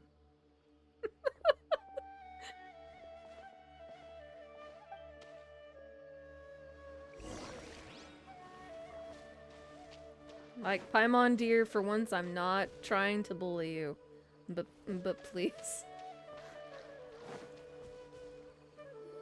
Oops. I bonked my Tainari, microphone. thank goodness we found you here. We were just about to head back and find you at Gandharvaville. What's going on? We just discovered a withering zone. Nani? The Withering is back? But the patrol route you were on should have been already cleared just a week ago. It reappeared so quickly. Can you tell me the exact location? It's up ahead, deep in the river valley. It's appeared in a spot that blocks nearly the entire narrow part of the valley area, so we decided to come find you as quickly as possible. And the radius of the contamination? Sorry, I couldn't get a clear enough view to tell. No one in our patrol team had a vision, and it appeared to still be spreading. so we didn't risk getting any closer. Okay, I understand. You made the right decision. I'll go deal with it right away. In the meantime, please guide these two back to Gandharvaville. No. Wait, Tainari, why don't you let us help you? You two have only just arrived in Sumeru. You're still unfamiliar with many things in these lands. There's a unique type of anomaly that occurs in the Sumeru rainforest. It's called the withering. The affected areas not only cause nearby vegetation to wither, but it's also lethal to wildlife and even people. If you don't carry a vision, then you should think twice before approaching such places. Yes, Amir is absolutely right. I wasn't kidding when I said the rainforest is a dangerous place. As Amir said, only someone with a vision, that is, the power to manipulate elements, will be able to resist the withering's corrosive effects for a time. That's right. If any of the forest rangers without a vision come across a withering zone, we first make a record of the location and then have a ranger with the proper abilities deal with it, like Tainari here. Only someone with a vision can venture within a withering zone and find a way to deal with it. But you don't seem to carry a vision. Don't worry, she may not have a vision, but she's a real pro at using the power of the elements.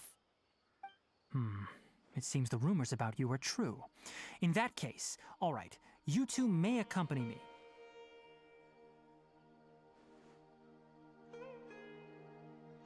We typically only teach visitors how to identify the withering as they're about to leave Gandharvaville. We'll make an exception today and show you what it looks like up close.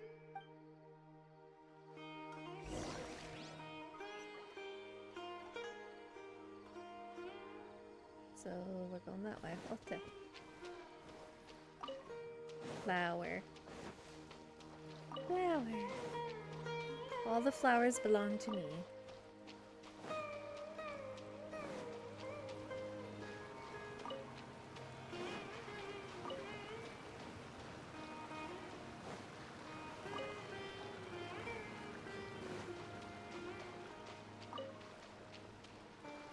Actually, I'll get this teleport point while I'm over on this side.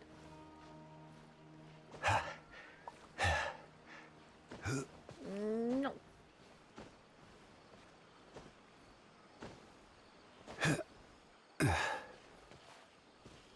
Oh, hey, iron. Gather! Oh, hey, more rocks. Attaboy!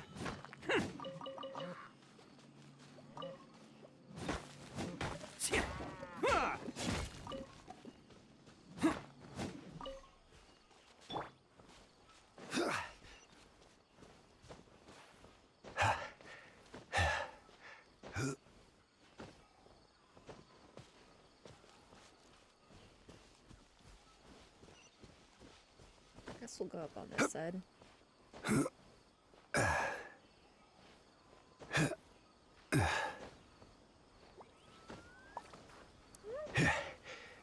Almost slid off. Do not appreciate. Animal crystal flies, or dendro crystal flies, I mean.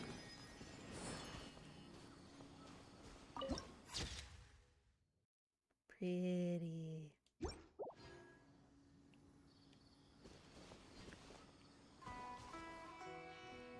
So there's another statue of the Seven over there. Which is... okay, that's the northern one. I'm gonna assume that's probably the main city.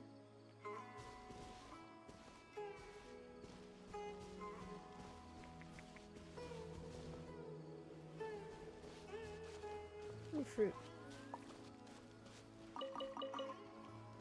Yeah, I really like the music that they went with. How use?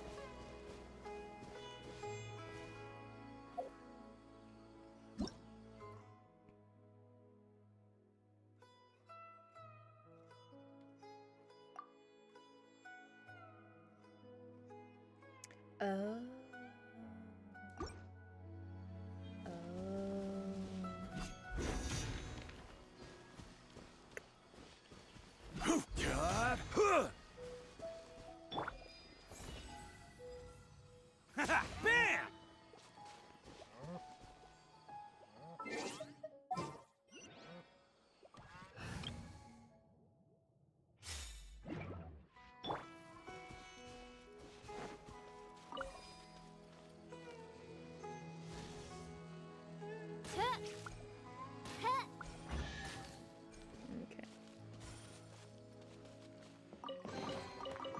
destiny has brought me hither.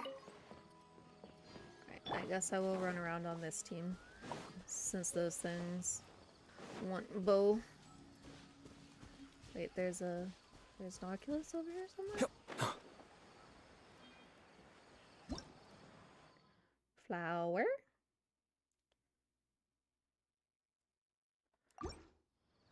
But I don't have a Dendro character on this team.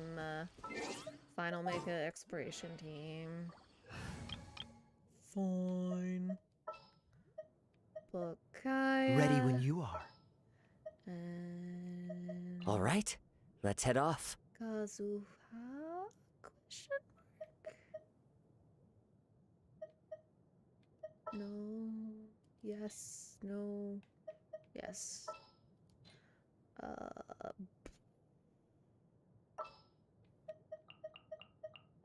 Kazuha. Doop, doop, doop, doop. In the name of the Princessin. There we go.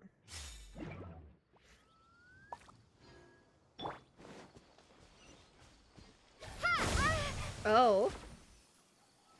I wasn't expecting it to hurt me.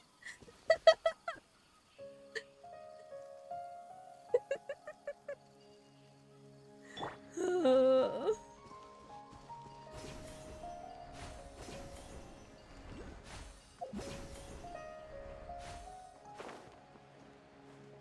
I see.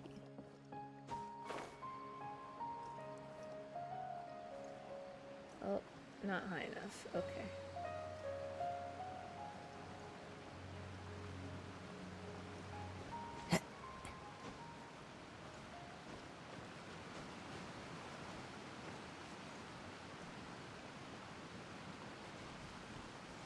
I'm sure they'll be fine. They didn't die.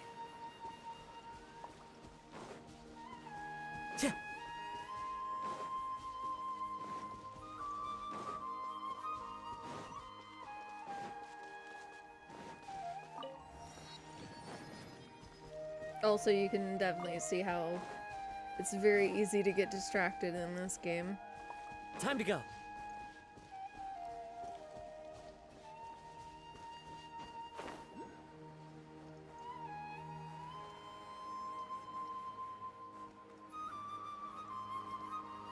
I'm gonna be just too short, aren't I?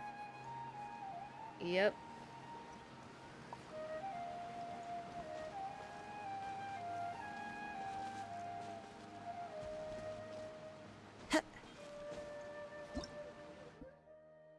Bouncy mushrooms? Oh. I want to do that again.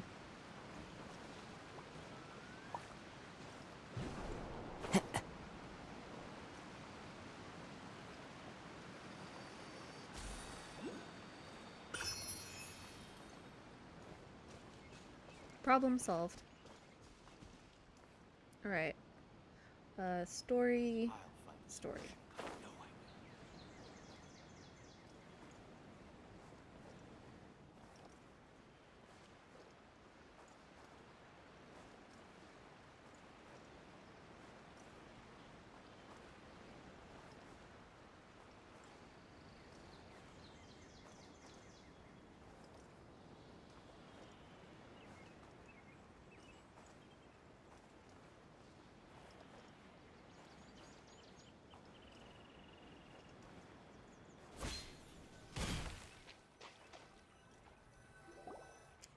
Wet.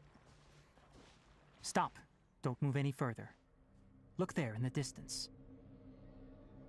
Huh? Where?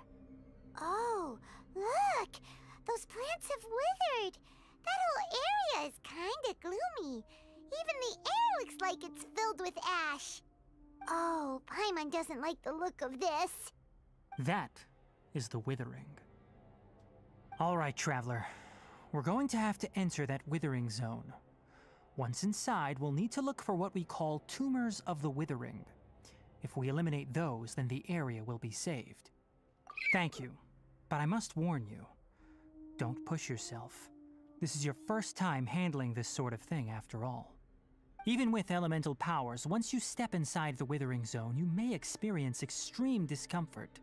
If at any point it becomes too much, return outside the zone and take a breather. It could become a matter of life and death. You ready then? Let's go.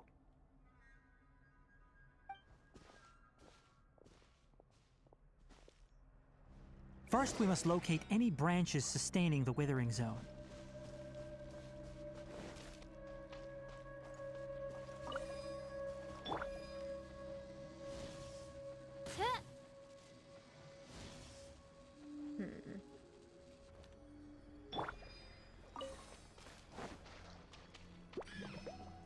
One with nature. Freeze.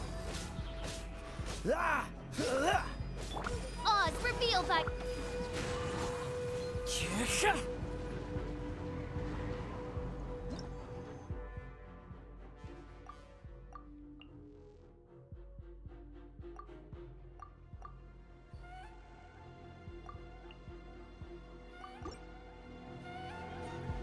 Oh, okay, I get it. Wind strategy.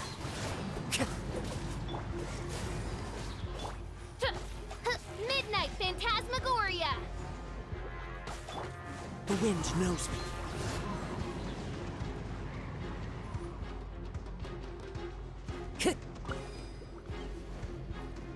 Clouds high. The birds come. Oh, so sorry. Cool it.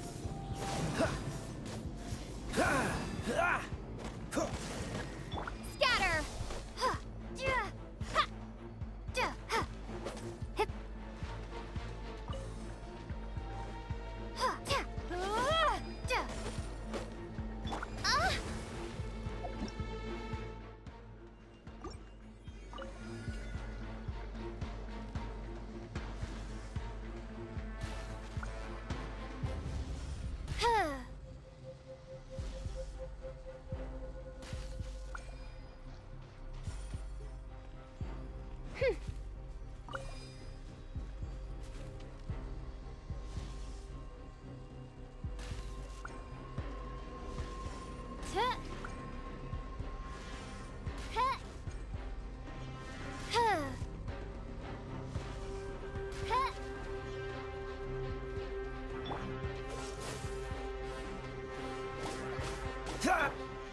Into the wind.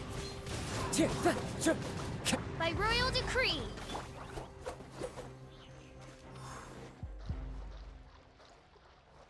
Can I not murderlate this one?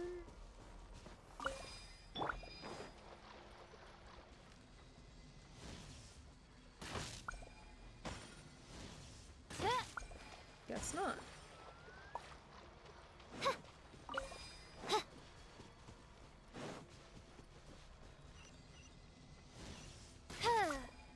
Great work.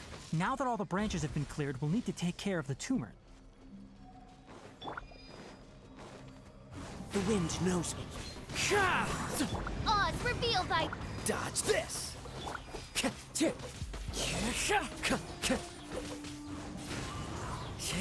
Now, destroy the tumors of the withering.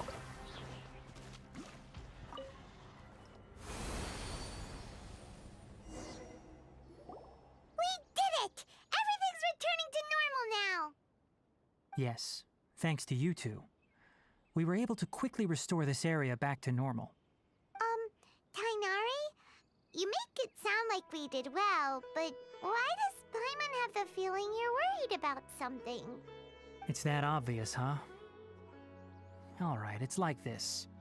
Recently, the rate at which the withering zone appears has been increasing. Even though we were able to quickly clear that withering zone, it won't be long before another one appears. I just realized if he's that got a simply hoodie. meant more work for me, then that wouldn't be an issue. But it's far more severe than that. The withering is leaving lasting effects on the rainforest itself. For instance, even though we cleared out the withering zone, many of the plants that were affected will not recover. He has a hoodie. This presents a crisis for the ecosystem itself. Many plants in the rainforest are already in decline, directly impacting the wildlife that depends on those plants. And most disturbingly, as the appearances of withering zones have started to increase. Kale's case of Elazar has also become more serious. Huh? But why is that? I'm still not sure of the exact reason. However, I've received word from acquaintances at the academia that similar cases are being reported for patients with other conditions. No, none that we know of. The withering has been recorded in Sumeru for millennia. It's said that it originates from the depths of the world. By the way, have you heard of Irminsul before? Yes. Irminsul is a tree located deep beneath the surface. Although it isn't like any tree we know in a biological sense, you can basically think of it as a large tree that grows downwards rather than upwards. Irminsul is also a boss in Void Ark. I'm sure you've heard of ley lines, right? They're like the roots of Irminsul, spreading and extending from a massive cavern deep underground all the way up to the surface.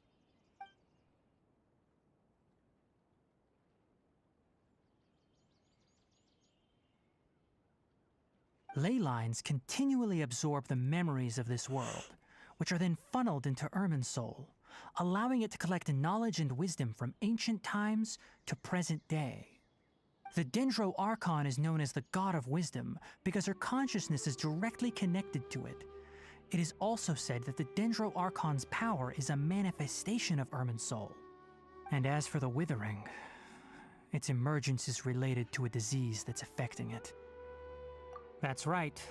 My ancestors learned of this from Greater Lord Rukadevata's familiars a long time ago.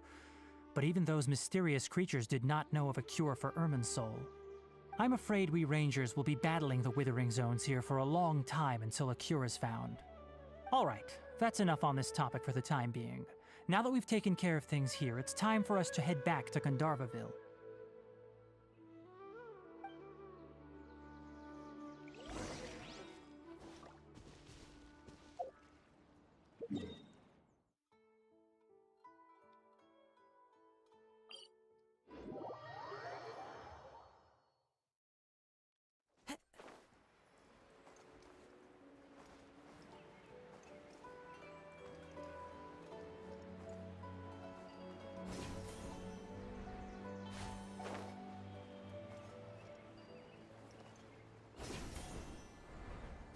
Follow the wind. Oh, Tainari, you all made it back. How did it go? The Withering Zone you reported has been taken care of. No need to worry. Huh. Wait, is that? Burb? Burb. Oh no, Hypatia!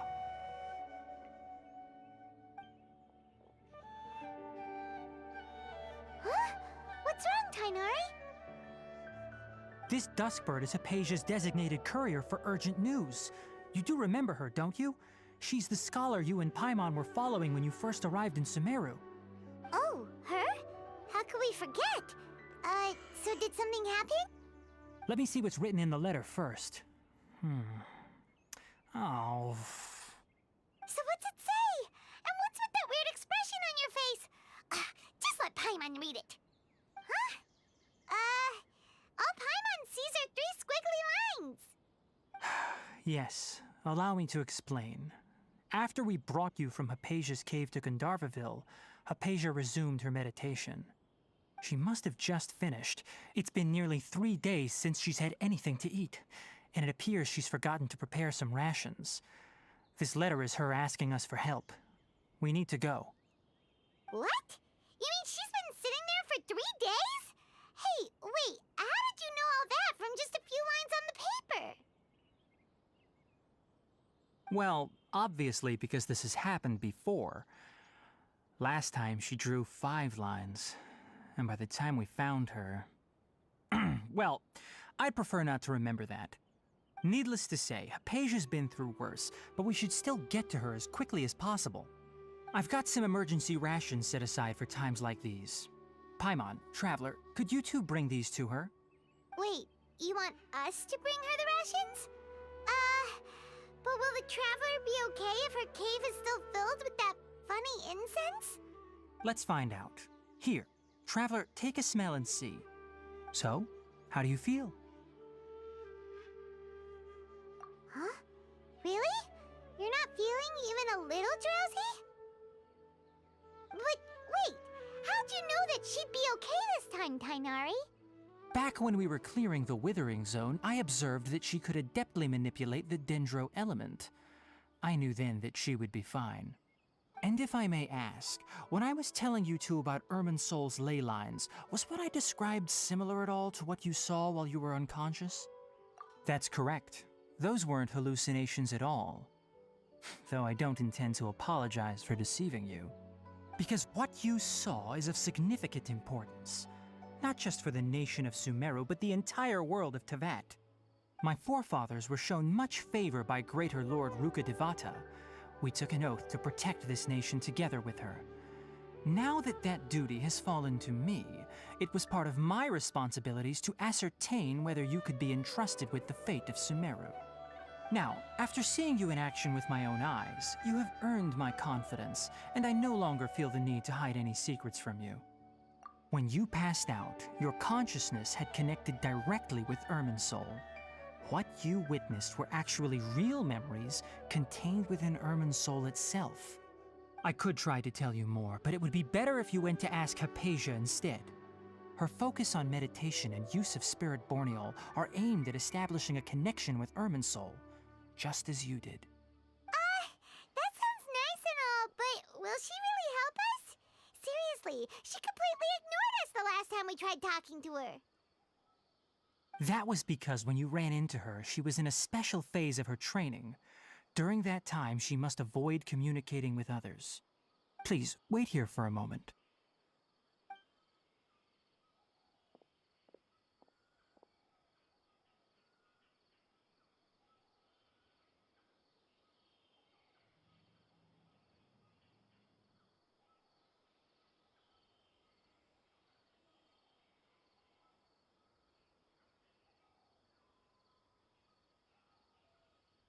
Here, take these. It's a meal I packed for Hypatia, as well as some other ingredients. I'm sure it'll come in handy. Also, here's a letter that I would like you to give to her. Just show it to her and she'll answer any questions you may have. No, I should be the one thanking you. You've both been a great help these last few days. Hypatia should still be in the cave. Let's go inside and see how she's doing.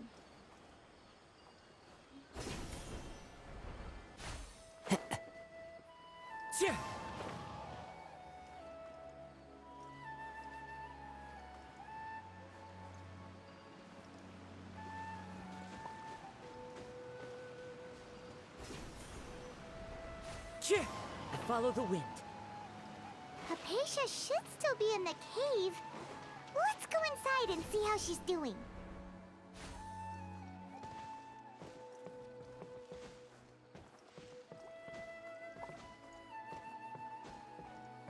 Time to go.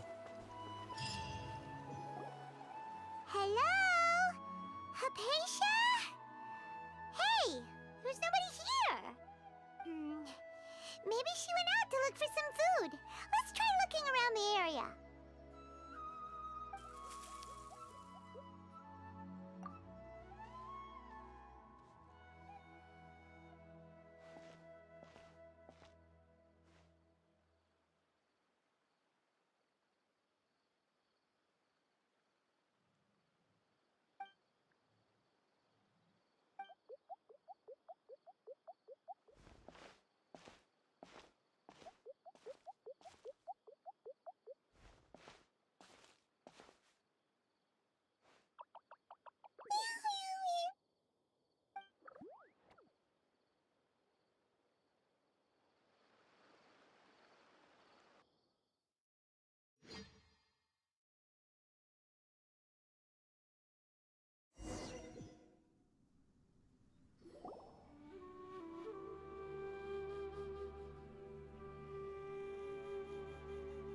There you are! Hypatia, are you alright? So hungry. Need water. There's no way we can get her to eat in her current condition. Let's try finding some water first.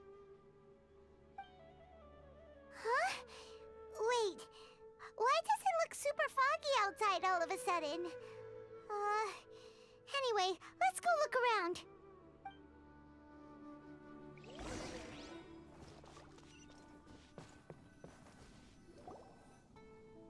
Huh? How'd things out here end up looking like this? What happened? And where are we? Really? Oh, maybe you're right. Let's go investigate the area.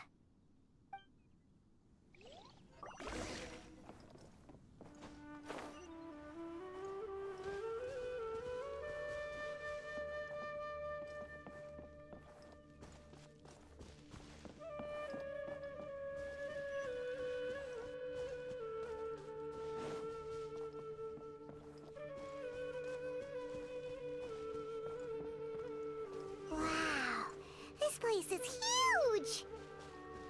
Paimon knew there's something off about that cave. Let's think of a way to get over there and have a closer look. Who knows? Maybe we'll find a lead of some kind.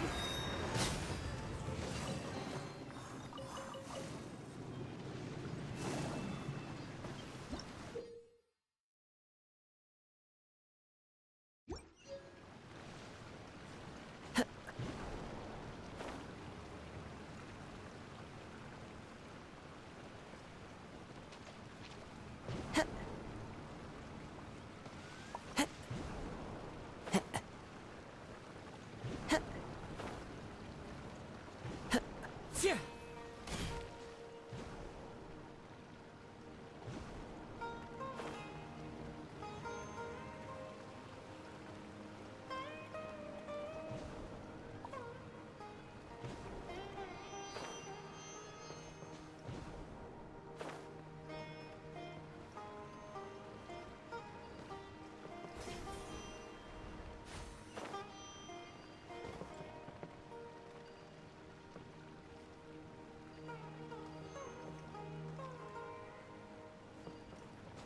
Follow the wind.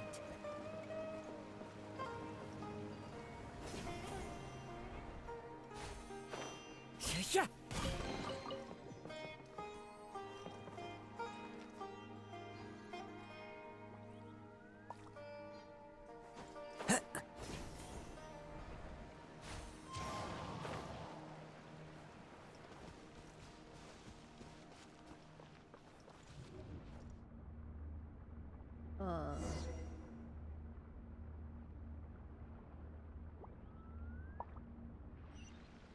Okay then.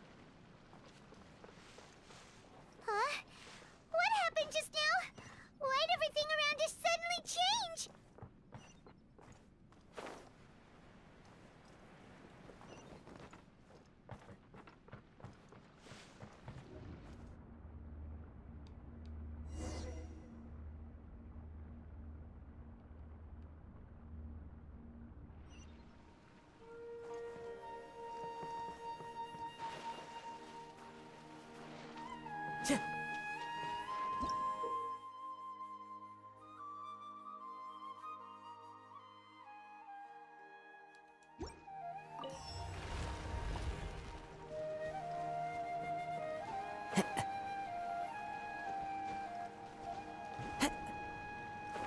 Yeah.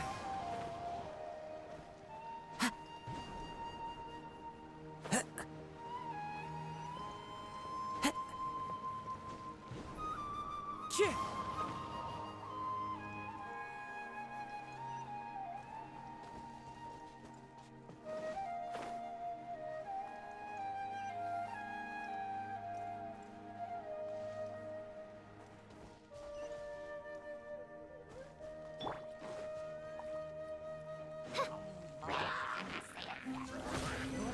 Don't get frostbite. Cool it. The wind knows me. Yeah. Spring forth! Shadow Raven! Let night fall! As one with wind and cloud, one with nature. Yeah.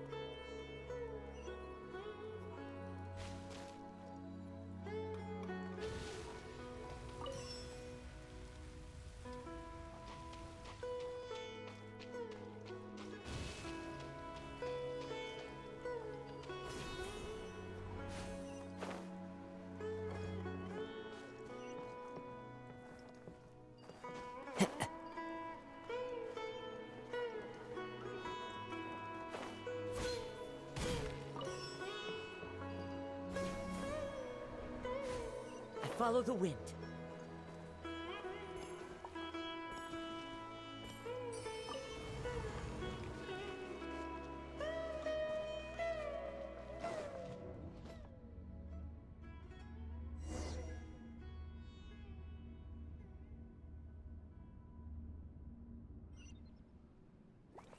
Time to go. What in Tibet is going on here? This place is getting weirder by the minute. Hey, what's the matter? You don't look so good.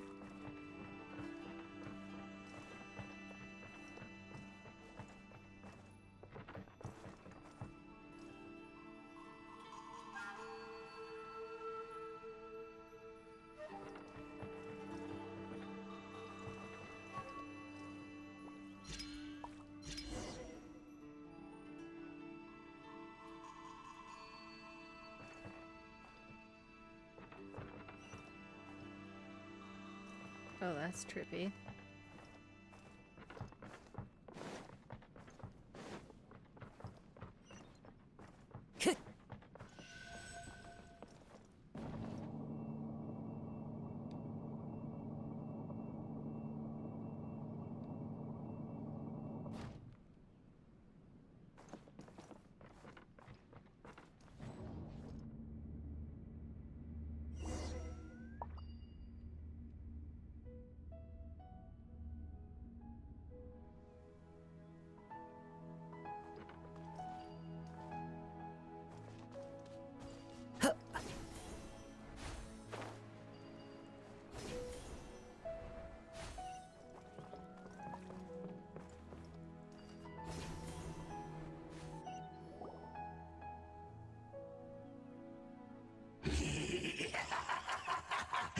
Well. Looks like we meet again, traveler. The Abyss Herald! What are you planning to do in this strange place? Strange place. Plotting. You needn't worry about such things. They don't concern you. Bow before the abyss. The wind knows me. Oz, reveal thyself! This moment will be frozen in time. Fallen leaves, adorn my night! Into the wind! Ha!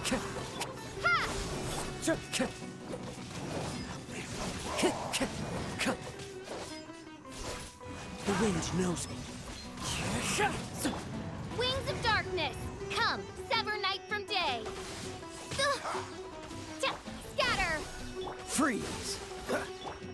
As one with wind and cloud! Dodge this! Germinate! Don't get frostbite! Freeze! No rest for the wicked. Huh?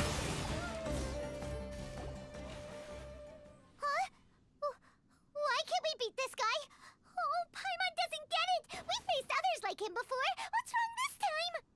Traveler, though you may have managed to avert countless crises before, your good fortune was bound to end sooner or later. It's time you realize how weak and powerless you really are. Your brother.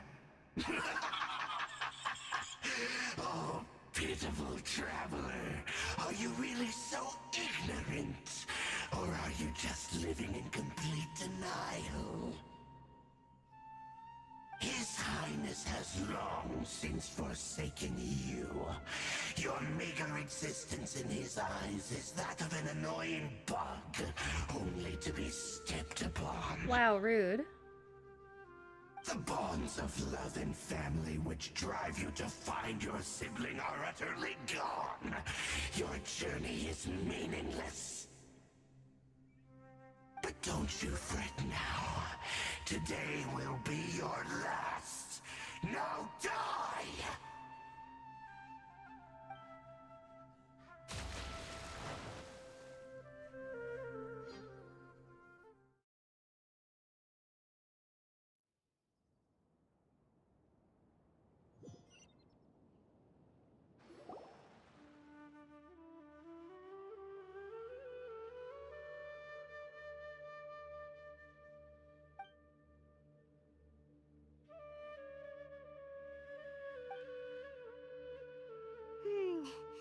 What do we do? We haven't seen Hypatia anywhere out here. Oh, there she is! Quick, let's see how she's doing. So sweet. Well, the good news is that she's still conscious. Hey, why'd you drop her food on the floor like that? Oh, guess that makes sense. She does look kind of rough at the moment. Anyways, we can talk about this later. We better make sure she's all right first.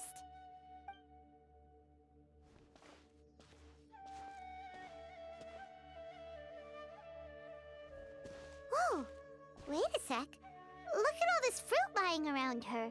We can put that to good use.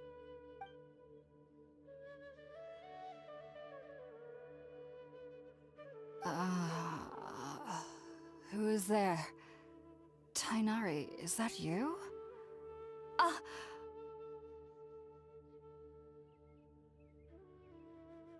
Huh? It's okay. You can relax, Hypatia. Tainari sent us here to bring you some food and water. Here, we have a letter that he asked us to give you.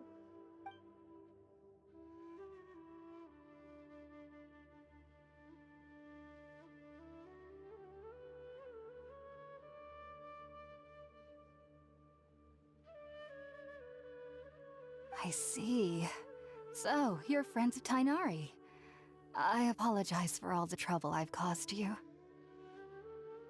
I'm grateful that you came so quickly to save me. You even brought all this fruit. Well, actually, we didn't bring the fruit. It was already here when we arrived. We were kind of wondering about that, actually. When we found you here, there was all this fruit lying around and even some juice dripping from your lips. How did you end up like this anyway? Oh, really? I seem to understand now. All the fruit was likely from my, neighbor. Must have come by and saw me like this. Your neighbor? You mean there's someone else living nearby? Oh? So you're able to see them too?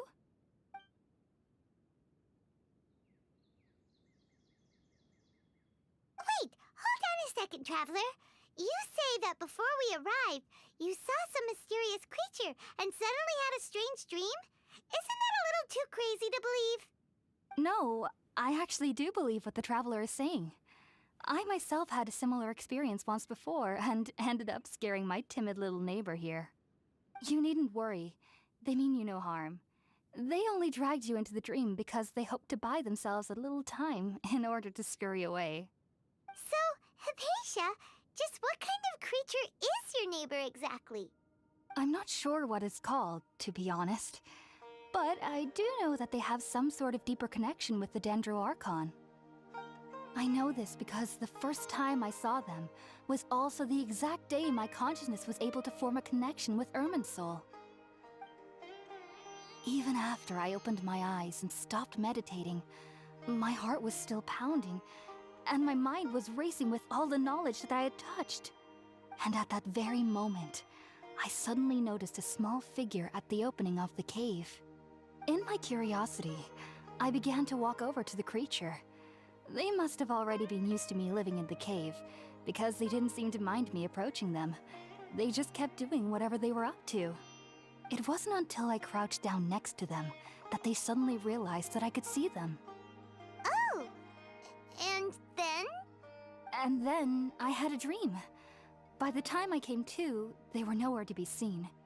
I was convinced they'd never show up again.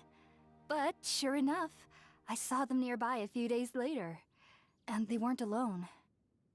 I feel like they aren't as afraid of me as the first time I approached them. But I never would have expected them to save me. Yes, no doubt about that. By the way, Tainari mentioned in his letter that you had questions for me regarding Irminsul.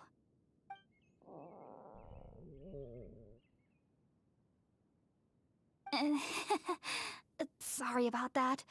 Sounds like just drinking juice still isn't quite enough for my stomach. Well, if somebody hadn't dropped the food earlier... Anyway, looks like we'll need to prepare something ourselves. Besides, Paimon's getting hungry too. Let's eat first and talk about Irminsul later. All right, we're up, traveler. Today's menu will feature sweet madame and a radish veggie soup. You'll love them, Hypatia. They're our specialties after all. Sounds good.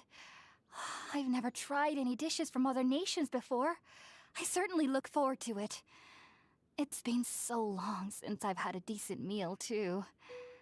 To be honest, the last time had to be when Tainari came to visit.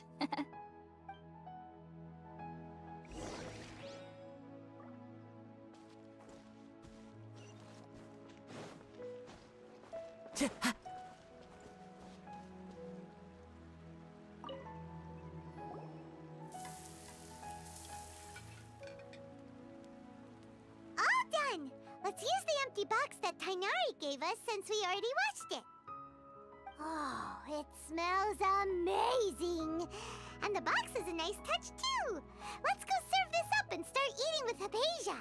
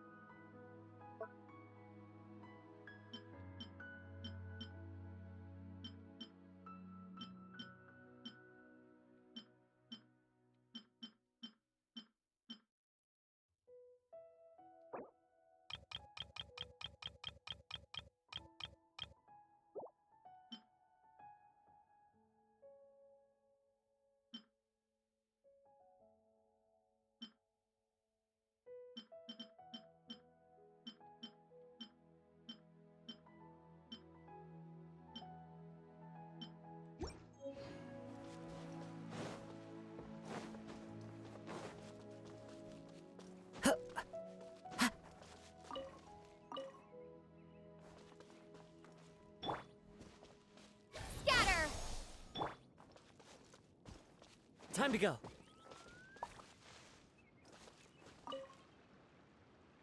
Are you already finished cooking? Smells delectable. I'm truly thankful whenever I can enjoy a proper meal like this. Cooking really isn't my forte.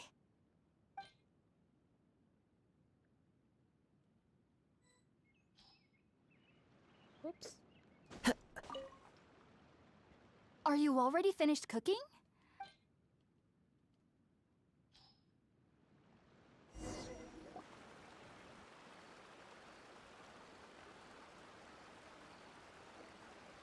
Even though everything you mentioned was in Tainari's letter, it's still hard to believe you were able to connect with Irminsul immediately after smelling Spiritborn eel for the first time. It took me nearly 3 years before I could do so. And everyone at the academia even lauded me as a genius. You should know that some researchers spend their entire lives without ever successfully connecting with Irminsul as you have. So why does this incense allow people to connect to Irminsul?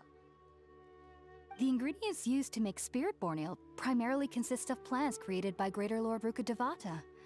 These special ingredients are conducive to heightening our senses to the Dendro Archon's power. Since the root of the Dendro Archon's power lies within Irminsul, we can occasionally tap into her powers to peer into the depths of the earth.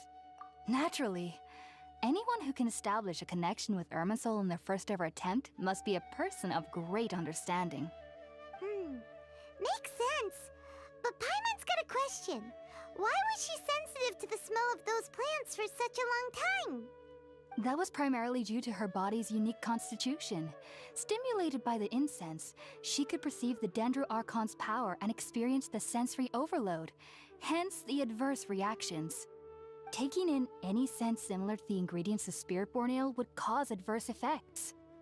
Not to worry though, it appears you've already fully recovered.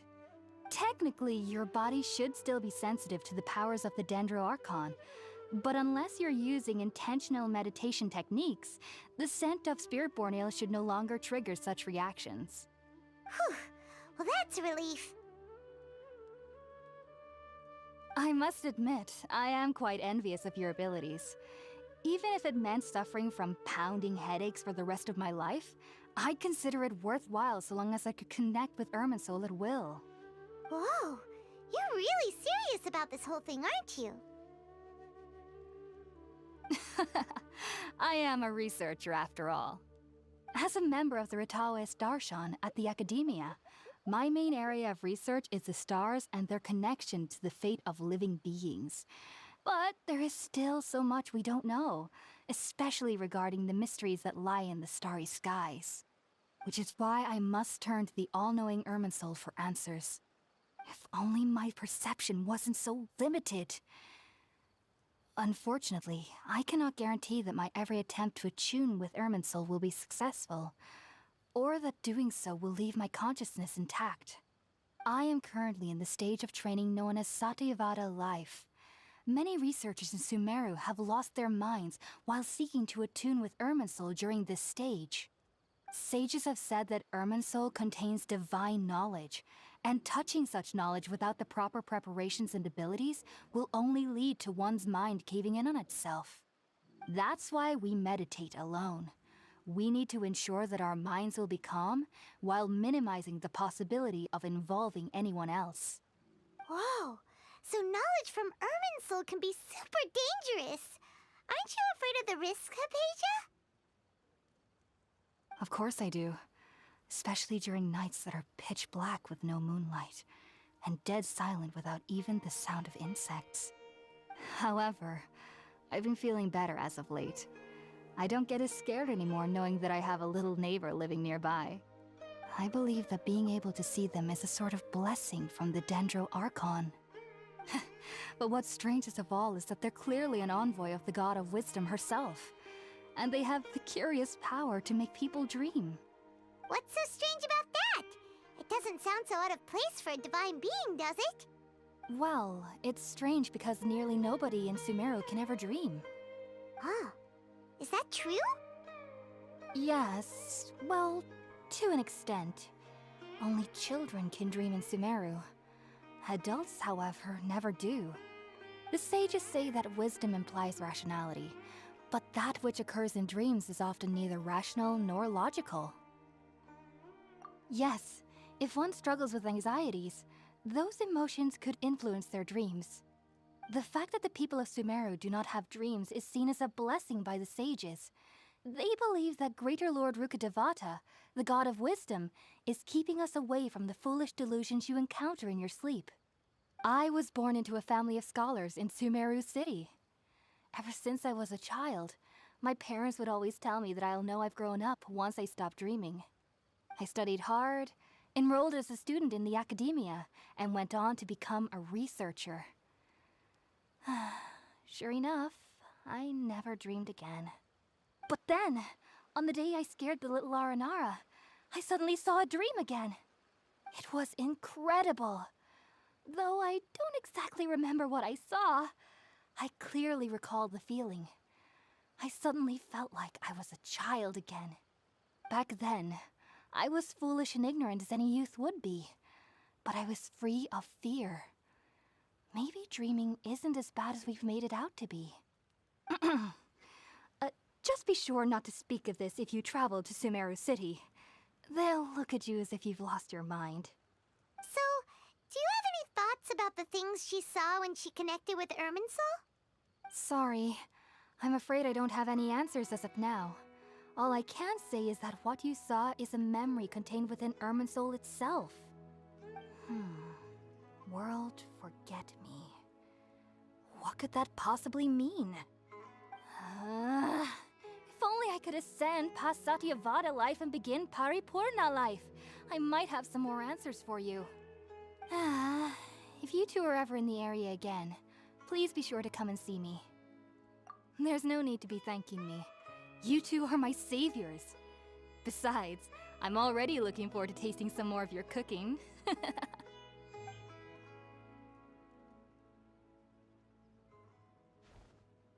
Now that we know Hypatia is alright and had the chance to ask her some questions, Paimon thinks it's about time to head back to Gandharvaville.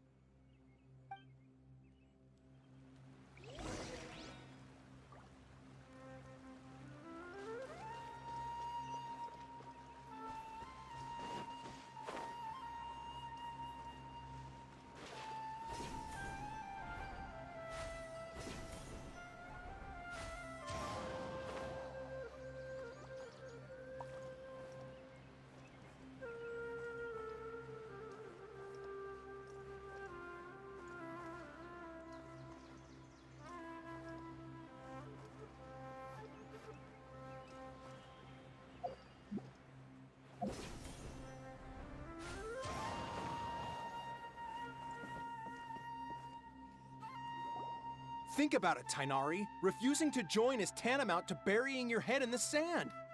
I understand that you're a forest watcher and that it's your duty to combat the effects of withering zones. But isn't it evident that such work is not a lasting solution to the problem? As Sage Kage clearly stated, your presence and guidance in Sumeru City is pivotal in finding a cure for Irminsul. How could you possibly refuse? Keep your emotions in check, Ghulam. Let's at least listen to Tainari's reason for declining. We're here to invite him to the Academia, not to cause a scene. Sage Kage, I am truly honored that you came here in person, but I'm afraid I must still decline your invitation. I am merely a forest watcher. How could the great minds of the Haravatat have any need of someone like me? Well, it turns out that your refusal letter had some implications on your master's reputation. He is a renowned sage of the Immorta, after all. So now I've come here in his stead. I see. Huh. And I figured that given his temper, he would come here and berate me personally. Tainari, your master is an integral part of this effort, and now he requires your assistance. And what exactly does my master need of me, Sage Kage? You'll know, once you've arrived in Sumeru City, that is. And how long will I be required to stay? There's no definite answer as of now. Do you mean to tell me that despite coming all the way here to Gandharvaville, you still can't answer the questions I laid out in the letter to my master?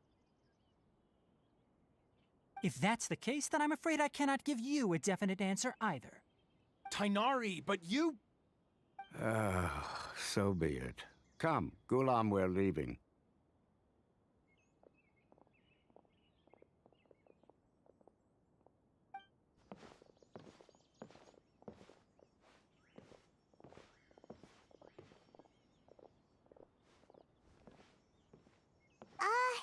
Tainari, what was that all about? It's nothing. Some people from the Academia wanted me to go to Sumeru City to assist them with a project, but I had to refuse on account of all my responsibilities here. But all that can wait. How did things go with Hypatia? It was quite the eventful trip, but the main thing is that she's safe and sound. She answered a bunch of questions for us, too. Very good. Now that the traveler has made a full recovery, there shouldn't be any reason for you to tarry here longer. I assume you will be heading to Sumeru City, correct? That's right! We want to meet Lesser Lord Kusanali and ask her for advice. Do you have any idea on how we can find her? Sorry. I'm afraid I don't have any advice for you there.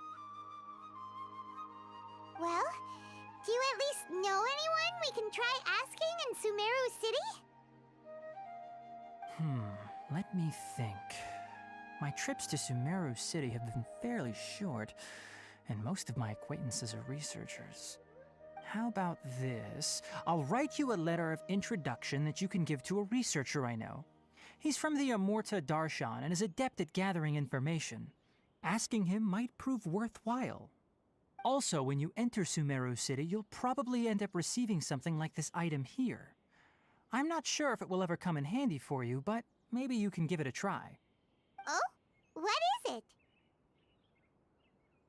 It's called an Akasha Terminal. It's a tool produced by the Academia that utilizes the legacy of Greater Lord Rukkhadevata.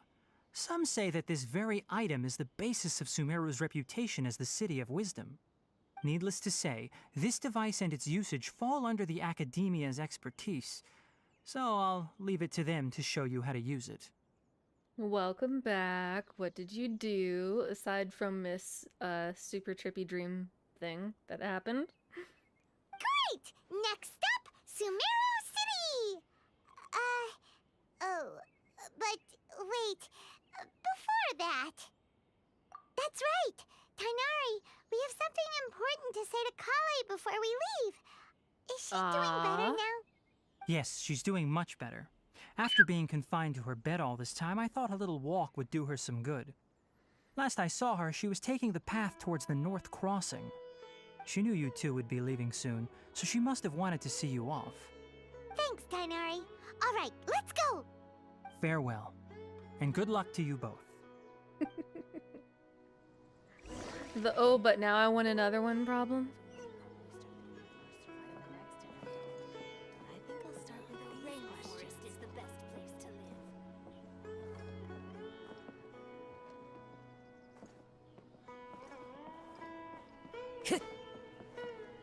Time to go.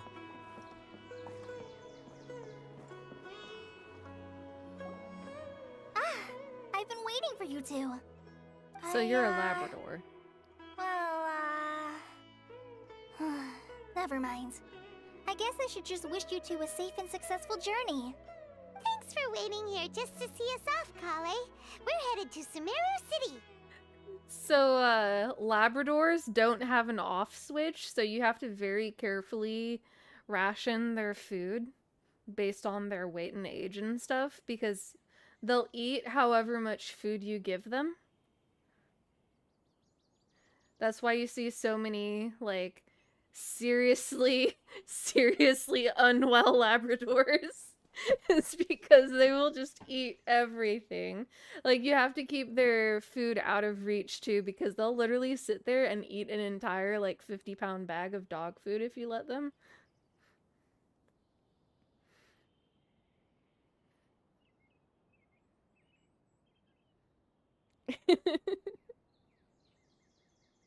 Don't worry about me. I can take care of myself. My condition won't be getting in the way of my duties. I want to be a forest ranger after all. It's up to me and the others to protect the rainforest here. And, I'm sorry.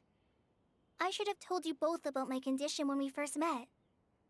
I just wanted you two to treat me as a normal friend, not some girl that needs your sympathy. But I guess now I understand that the most important thing is for friends to be genuine with one another. There's no need to apologize, Kale. We should be thanking you for trusting us enough to be your friends and sharing your past with us. We're probably still gonna worry about your condition, but that's because we're friends and we care about you. Thank you. That means a lot. Before you leave, I have something for you. Oh? What is it? It's my recipe for pita pockets. I told you that I'd give you a copy, remember? My handwriting is a little, messy, so please don't laugh. Yay! Thanks, Kale. Now we can eat those scrumptious little pitas whenever and wherever we like. I hope that whenever you eat them, you'll both remember your time here in Gandharvaville. Well then, I, trainee Forest Ranger Kale, bid you both farewell. Please visit Gandharvaville again. The Rangers will always be ready to assist you here.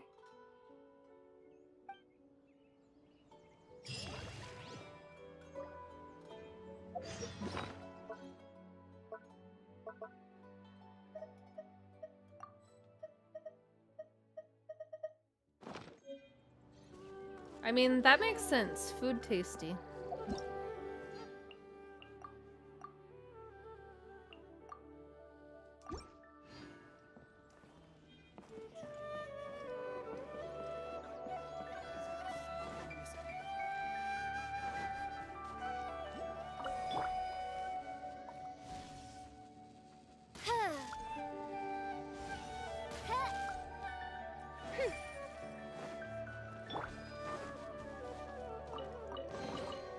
A fateful offering.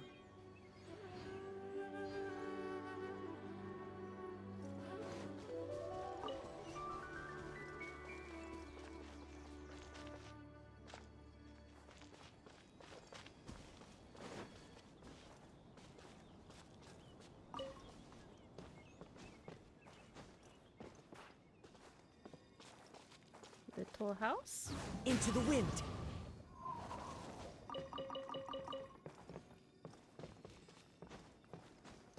Right, I hear the Oculus. There it is.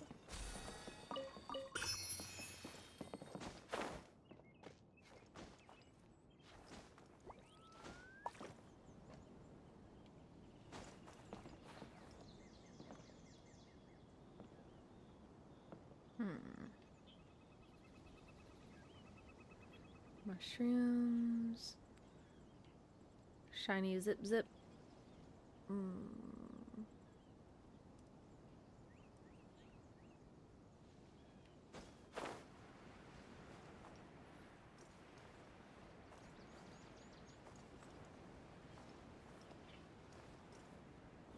Oh. Looks like I accidentally started a side quest. Shrooms!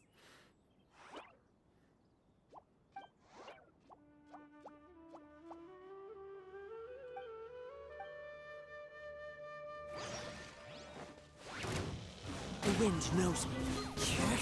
By royal decree, I summon thee! Dodge this! Into the wind!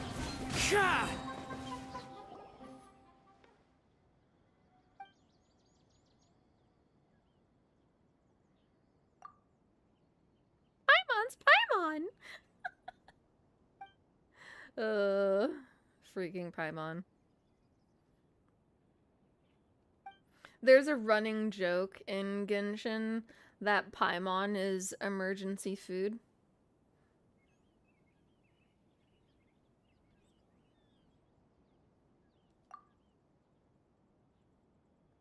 Yeah, one of the first times that you introduce Paimon to anyone in the game, you have the option to call her like emergency food or emergency rations or something.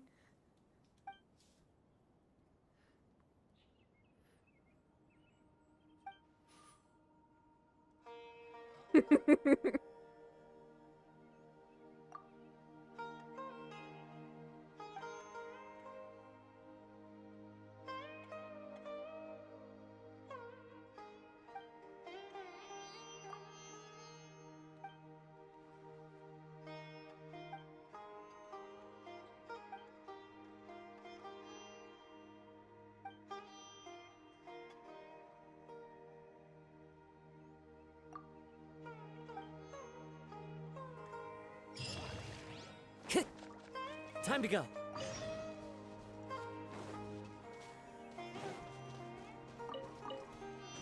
Apple. Gib gib.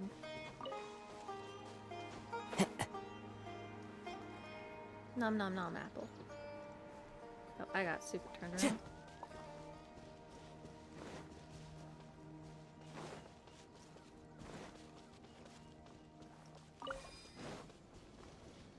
Time to go.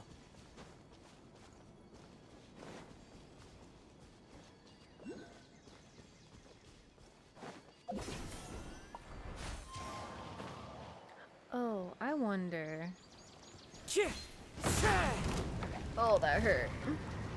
I was right, but goddamn it hurt. Oh, hi, Doggo. Doggo, I didn't mean to scare you, Doggo. Oz, reveal thyself! I'm sorry, Doggo. Doggo despawned because he got stuck on this, this thing. You can scare the animals, and I always feel really bad when I do it. Like, you can't accidentally kill them, but if you swing your weapon enough times, or you explode something like that, they go running like crazy. I'm just like, no, Doggo, please love me.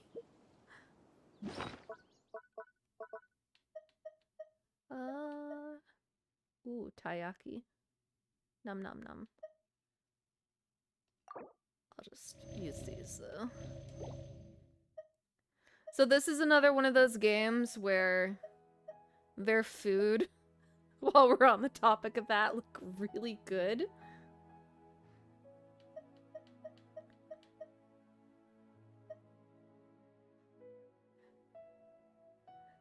Like, this freaking stir fry.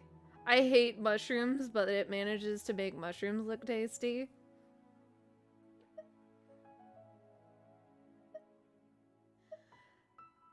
There's just something about anime food where they make it look really fucking tasty. Oh, the gel in the top right? It's like a mint gel, if I remember right. I think it's made with mint. So let's see, is there a cooking thing around here? There's gotta be. Let's see. I'll unlock this real quick.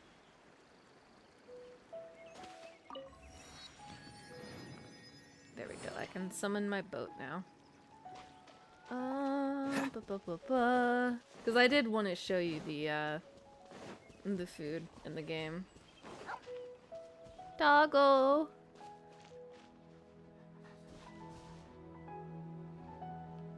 Woof woof.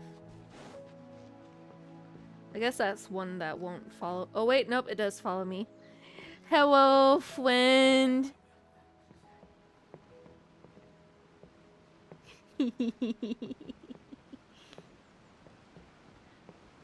I love that they have it programmed so that the doggos will follow you if you linger around them for a minute.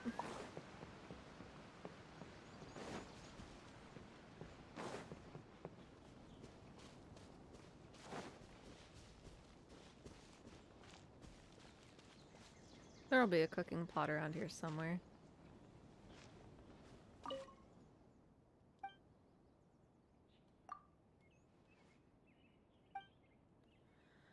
Alcazarazare. Okay, that's certainly a name.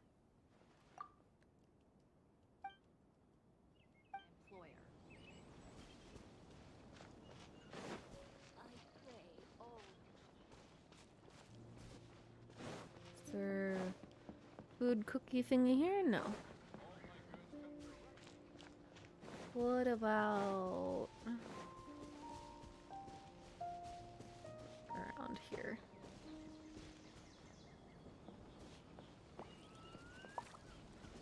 They're scattered throughout the wilderness too, because not only can food heal you, it's how you revive, and you can also get buffs from it.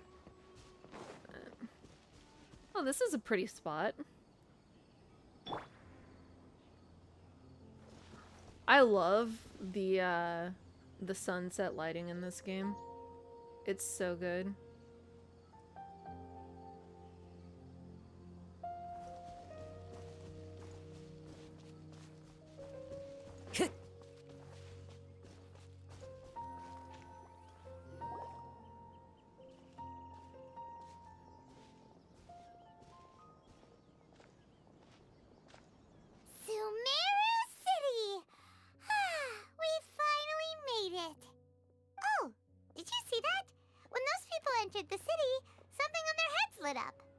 One moment, please, you two. It appears this is your first time visiting Sumeru City. Oh, yeah, that's right. But how did you know that? Because there's currently no information on either of you in the Akasha. But no need to worry, that won't prevent you from entering the city. In fact, the Academia conveniently provides each traveler to Sumeru City with a device.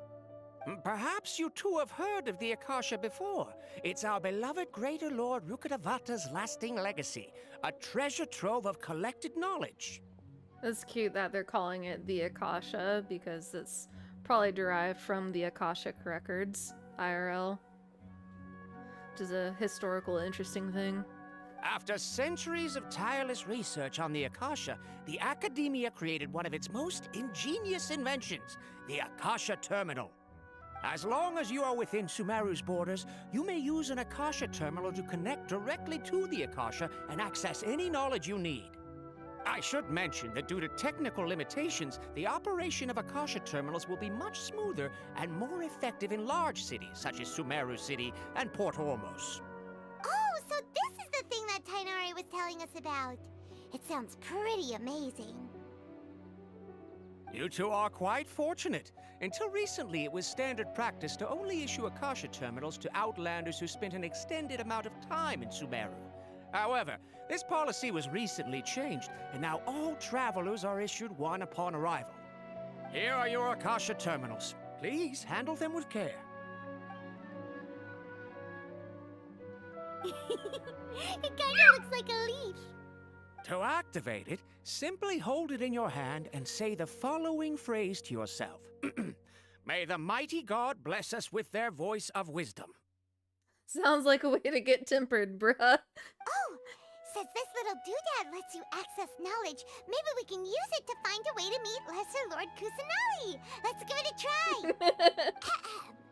May the mighty God bless us with their voice of wisdom.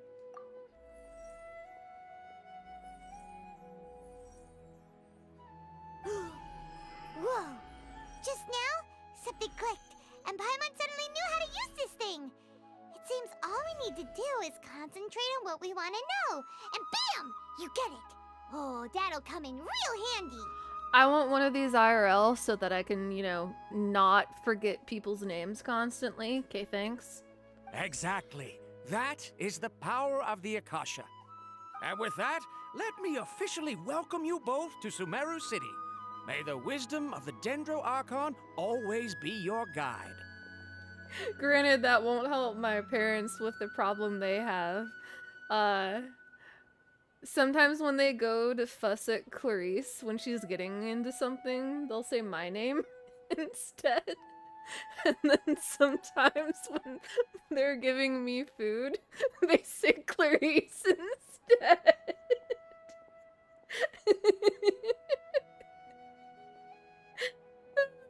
Did that yesterday. She's like, okay, here you go, Clarice, handing me a plate of food, and it took her like 15 seconds to realize what she said. Okay, now that we're in, we can check the Akasha No, I'm about not. Lesser Lord Kusanali. Let Paimon try. 500 years ago, the sages found a newly born deity from within some scorched ruins. The deity now resides in the sanctuary of Suristana. Seems pretty similar to what Kali was telling us. Okay, next, let's concentrate on asking how to meet her.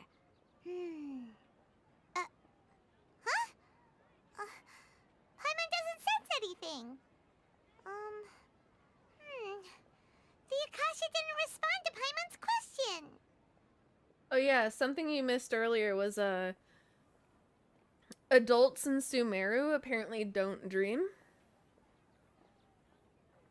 Like, it's such a thing that researcher lady's parents were like, don't worry, when you become an adult, you won't dream anymore. Like it's a good thing, like a rite of passage, coming of age kind of thing. Like, you know you're an adult when you stop dreaming. So there's something weird going on there.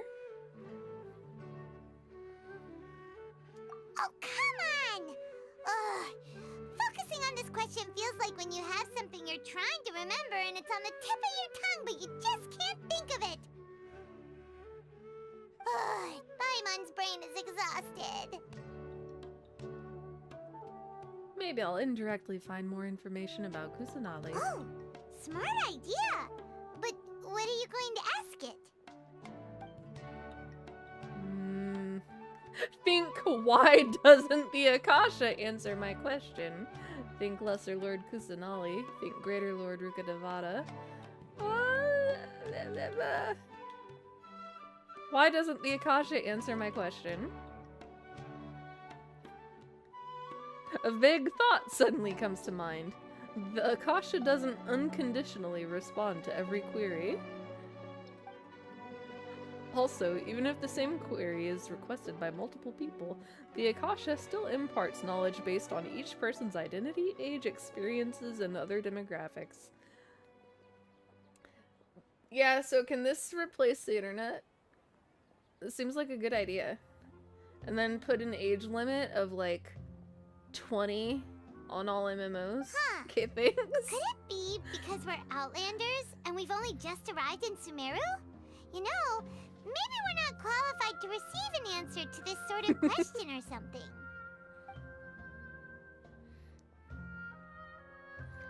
Think.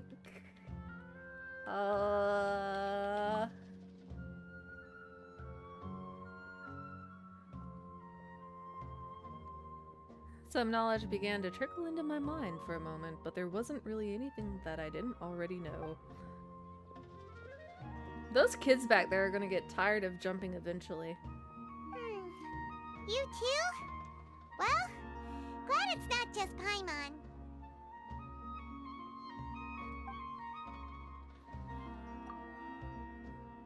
Many bright dots of light appeared in my mind. I probably need to calm my mind and focus more to understand what they mean. Feelings of affection, intimacy, nostalgia, sadness, and anxiety also come to mind. These seem to be what the people of Sumeru feel about their departed Archon. So what I'm getting from that is the people of Sumeru just write fanfic about their Archon. Got it? Uh-oh. Paimon's getting all teary-eyed all of a sudden. It feels like the people of Sumeru really miss their Archon.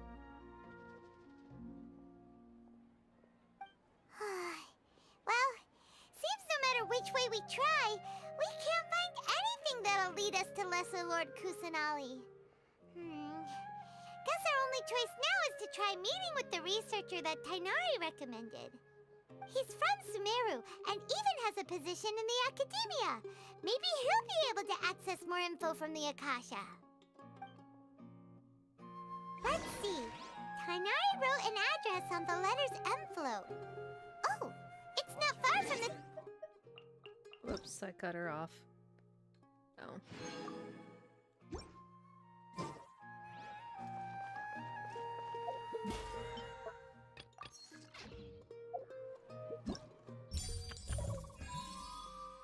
Okay, I still haven't unlocked this. This art is so cute.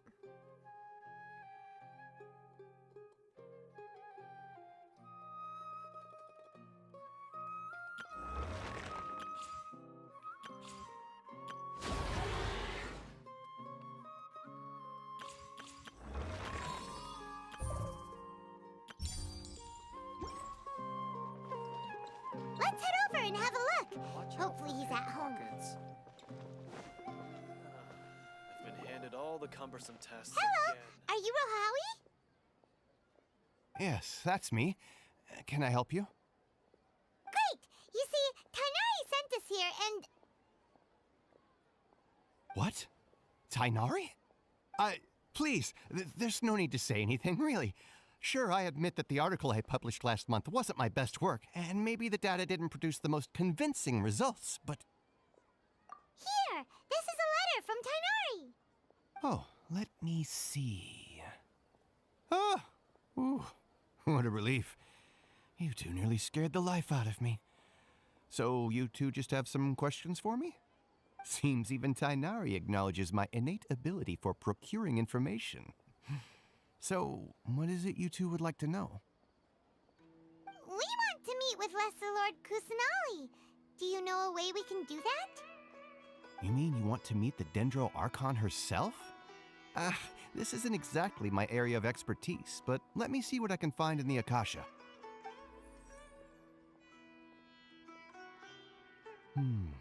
Sorry, the Akasha didn't respond to my query. What? You too? But what about your abilities for getting information and all that? Paimon was sure you'd be able to access more info than we did. The traveler's face, they're just so done.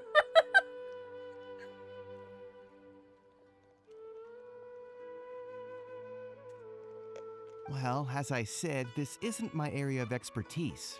I am but a lowly researcher, so the Akasha doesn't see a need for me to know more about the Dendro Archon. All I know is that ever since Lesser Lord Kusanali returned to Sumeru, she's never left the Sanctuary of Sorasthana or made a public appearance. Huh. Didn't expect her to be such a mysterious figure. The Dendro Archon is somewhat of a recluse. Perhaps she just doesn't want to entertain visitors, which would explain the lack of information in the Akasha. Aw, but then what can we do? No need to worry just yet. I'm only hypothesizing here. You could certainly try asking around and see if anyone else has ideas. And besides, you two should consider the bright side of things. Not being able to see Lesser Lord Kusanali may not be a bad thing. In this world, there will always be information you cannot obtain from the Akasha and things you can never accomplish. Knowing when to yield is a form of wisdom. Take me, for example. It's a miracle if my brain cells can spit out one paper every 3 years. But Tainari? That guy can publish 3 papers in just a single year. Okay. Thanks for your advice. Don't mention it. If you two ever want information about things like who's been promoted within the academia or relations between the 6 great sages, come find me. Hey, come on! This is a survival skill at the academia. Oh, Paimon's expectations were pretty low, but this is so low it's like digging holes in the dirt. Wow, rude. So what do we do now? Even if we want to talk to someone, yeah. we don't know anybody here. Huh? Like who? Oh yeah, Ad Astra Abyssosque. Oh, you're right! Catherine! The Adventurers Guild has its own intel network. Let's hurry and find her. Document everything. Watch out for pickpockets. I like this piano music. Really, I can just steal fruit from this stall? Okay. How can my own Ooh, brother pomegranate. say something like that about me? It's plain hurtful.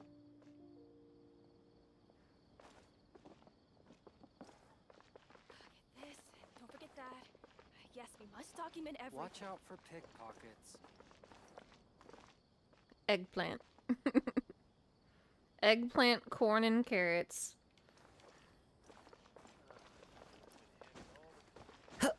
Country girls know all about that. Ooh, what's this? Ooh, ginger.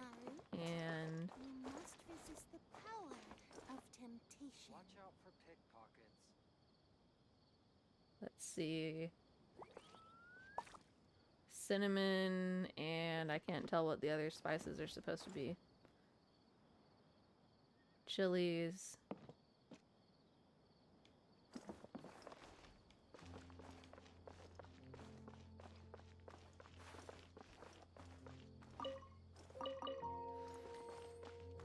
Why does the fortune teller stall have purses?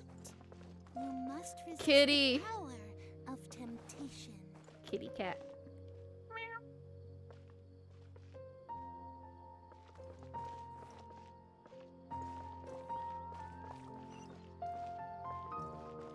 Yes, I just meowed. Why? Time to go.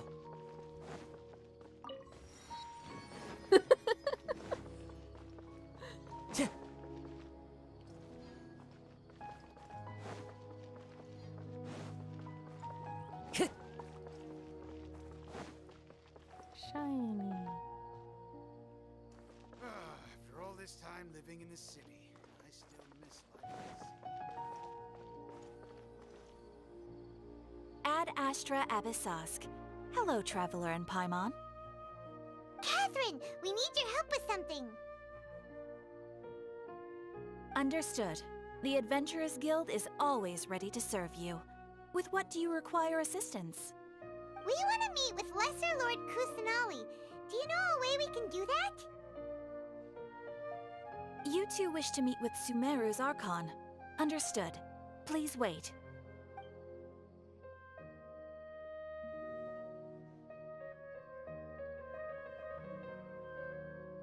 I apologize, but I am unable to call up any relevant information in the Akasha. I'm also unable to locate any pertinent information in my personal memory. Aww, another dead end. Well, if Catherine can't help us, then we really don't know anyone else to ask now. Please do not worry. I may know of someone who can help you two. Oh, please tell In me it's Sumeru, Husbando. the Adventurers Guild does not serve as the vanguard of information. Rather, there are numerous active mercenary groups collectively known as the Eremites. They take on various contracts and work all across Sumeru, so they naturally accrue intelligence. An Eremite brigade called the Corps of 30 is in charge of Sumeru City's defenses. Not only are they the oldest brigade, but they are responsible for managing and coordinating the affairs of all other mercenary brigades. Corps of 30? What a weird name. Supposedly, they are named as such because their ranks numbered 30 at their inception. Asfand, an advisor with the Corps of 30, maintains good relations with the Adventurers Guild. Though he's already retired, he and his words carry great weight within mercenary circles. If you'd like to get in contact with him, you can find him at the Corps of 30's headquarters, the Citadel of Regzar. Why am I hungry? You're welcome. I wish you two the best of luck. We look forward to your exploits in Sumeru. Alright, off to the Citadel of Regzar we go! Hold on, I must find Cookpot so I can show you the things. Oh. Time to go.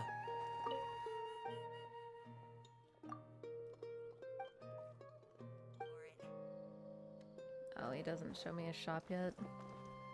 Boo. Let's see, there's the blacksmith. Don't mind me just raiding your wares, bruh. Help myself to some of your iron, too. Time to go.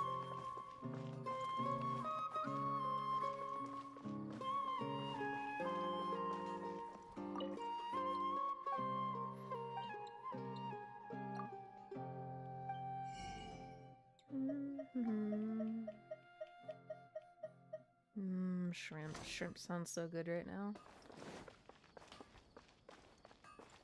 These parts are Oof. safe for sure. Pretty flower. I like.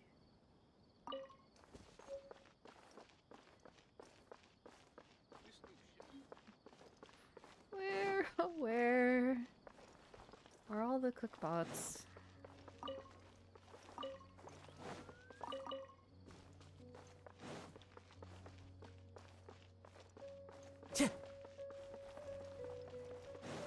I follow the wind. Time to go. Ooh, this is pretty.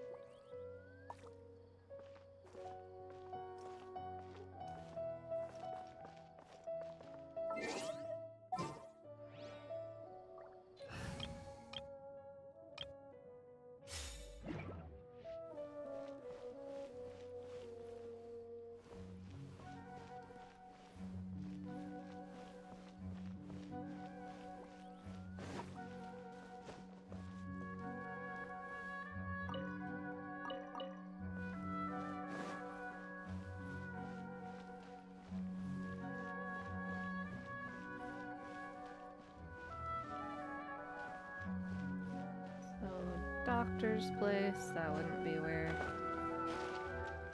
stuff be. Let's take them this first. I have too many bugs. What should I do?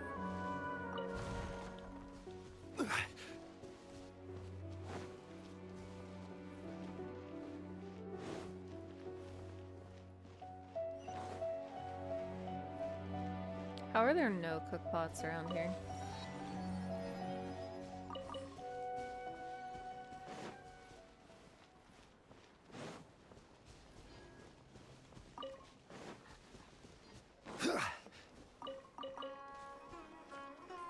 Hopper!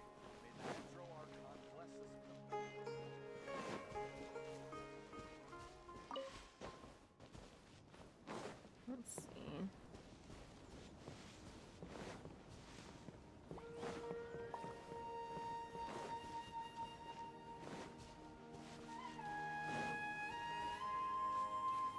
Really? No cook pot here at this camp either? What the hell?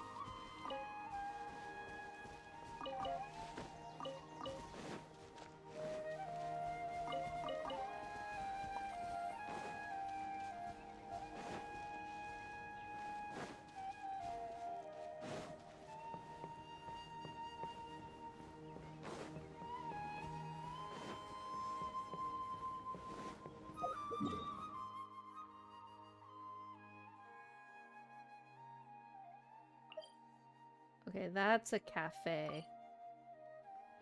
So that's probably where it is.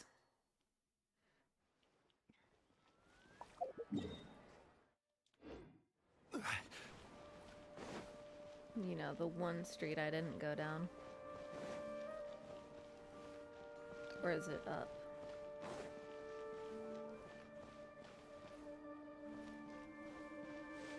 No, not seeing a cookpot outside of it.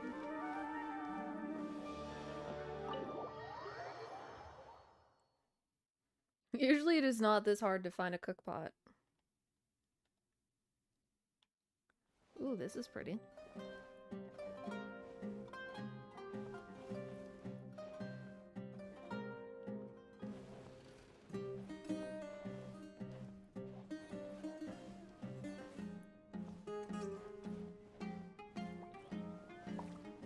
And I really like the music in here.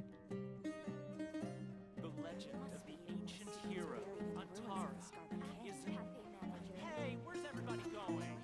However, there is no oven in here. I like the music in there though. I guess this is where I cave and just go to Liyue, because I know where there's a cookpot there.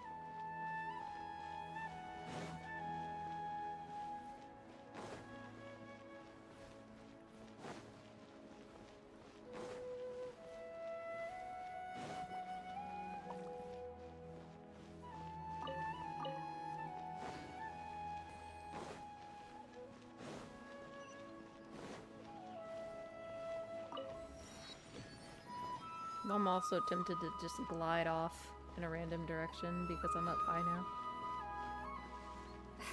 Your theory is just putting the cart before the horse. Your perspective is just tunnel visioning.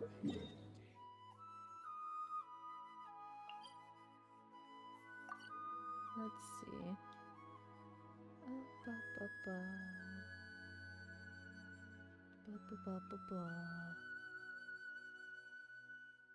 Wait, there is... Oh, there's a food place right there. Yeah, nerds arguing.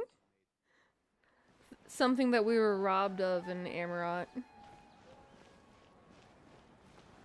Of course, all this time, there was one right here. Oops, I set myself on fire by standing in the oven. Oops! So these are just the recipes that I have learned. So like there's the mint jelly, there's this mora meat thing which looks like a pastry mincemeat pie thing. And then rice buns and egg roll, shrimp, and bird egg sushi, and soba. Because, like, what they did is because each of the nations is based on a real-life country, you get recipes based on those real-life countries. So, like, Inazuma, you learn different sushi stuff, and the tamagoyaki, and all that stuff. And then Mondstadt is based on, like, Germany/Europe. So you get Sweet Madame, and, like, grilled fish and stuff. But then Liyue is based on China, so that you learn like stir fry and almond tofu and all sorts of stuff like that. And all of it looks really good. like, really good. Like, this ratatouille looks so good. Or this freaking, like, messy steak, potato, and cheese stack. Like, give me that. Or like the sticky honey roast, which is like some kind of roasted meat with a sweet glaze and carrots.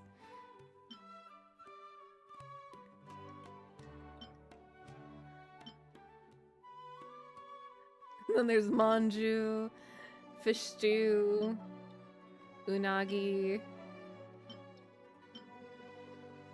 chingsa stir fry. Like, it all looks so good. Tricolor dango. And then mochi, which I haven't had mochi in a while. I should order some mochi. Like, rice cake soup looks so fucking good. Because I'm that weirdo who actually likes tofu and whatnot.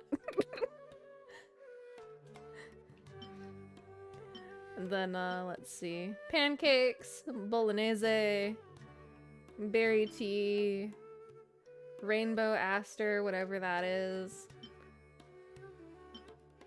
And then, let's see. Omuraisu, crystal shrimp, like... All this looks so freaking good. Udon. I love udon. I should get udon again. I'm out of udon.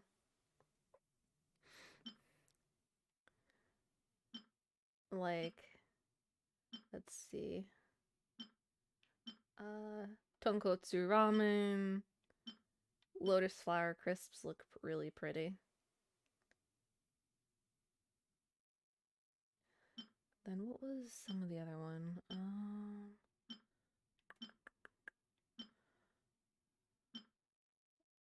Look at, like, even the hash browns look fucking delicious.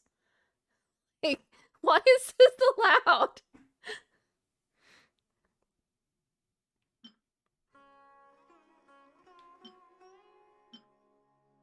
Oh yeah, sakura tempura. The taiyaki, every time I look at the taiyaki, I'm just like, that looks so good. And then the sakura shrimp crackers. I'm just like, sakura's kind of sweet, but also it might work well with shrimp. Pita pocket looks good. Oh yeah, the jade parcels. I'm not typically a fan of cabbage, but those look good. Of course, golden crab. And then more crab. Meat lovers mushroom pizza, which I really, really hate mushrooms. And there's so many mushroom dishes. But oh, and then Adeptus's Temptation. Like, this sounds amazing because it's got like freaking crab and shrimp and ham and whatever in it, and I'm just like, yes, give me that. Give me that. It sounds amazing. Add some like chili or gochujang or some other kind of like chili paste to it to make it spicy, and I will eat it. I will eat the entire thing.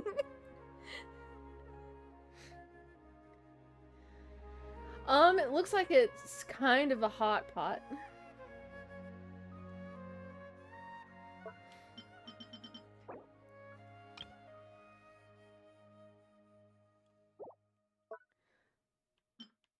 I don't have anywhere near all the recipes, but like, why does anime food have to look so good? Seriously.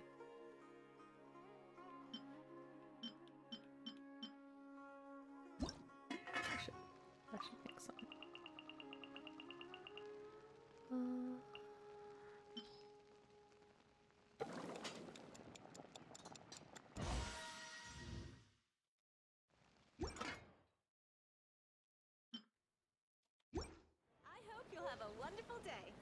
Like, even the low poly food out here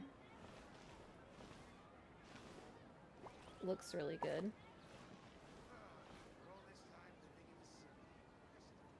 Like, give me skewers.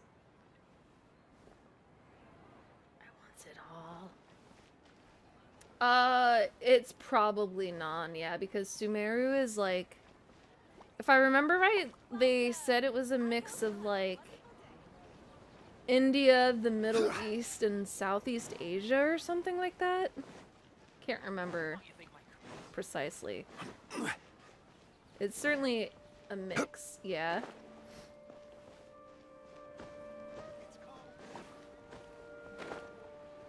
I know all the names are mostly some derivative of Indian and Middle Eastern, though.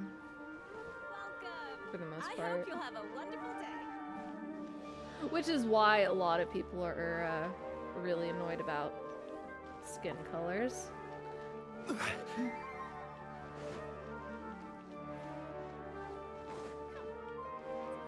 Yeah, it is a problem that Genshin has. People aren't entirely sure how angry to be about it, but like, for the most part, all the Liyue characters are very light, except for Xinyan. And then,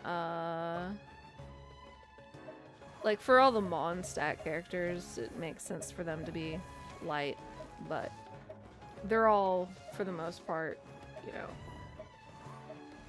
a pretty specific shade of light. The Kaya, I think Kaya is technically the deepest skinned character that's a playable character right now.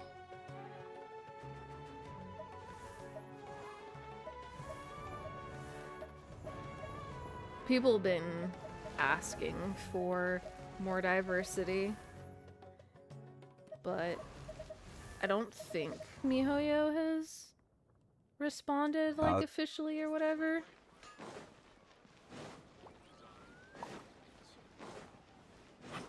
It's definitely a thing that they need to work on.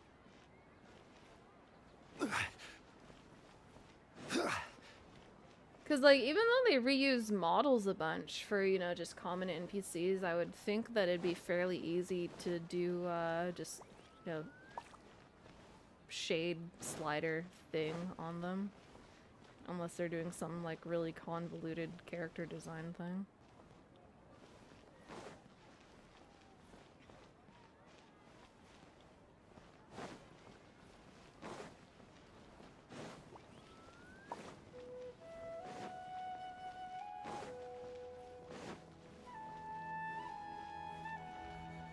Stained glass. Ooh, that's pretty in there. I'm not supposed to go in there yet, but that's pretty in there.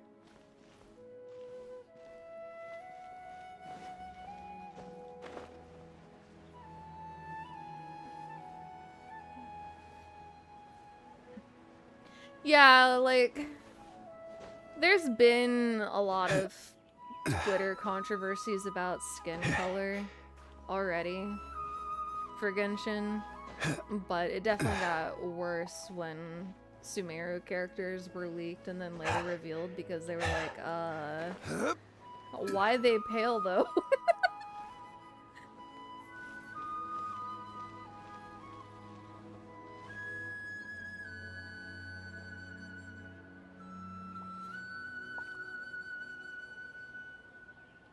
I guess I should food, huh?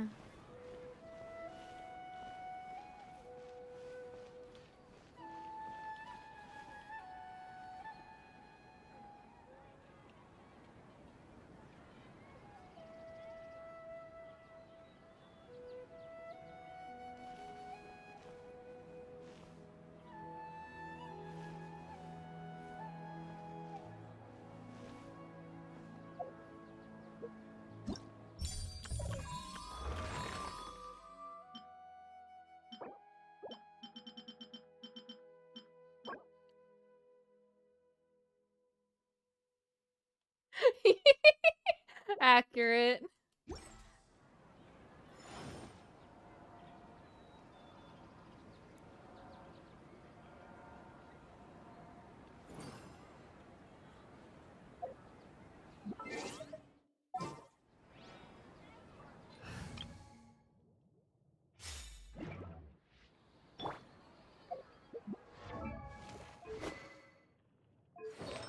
I don't even have any artifacts on her. Whoops.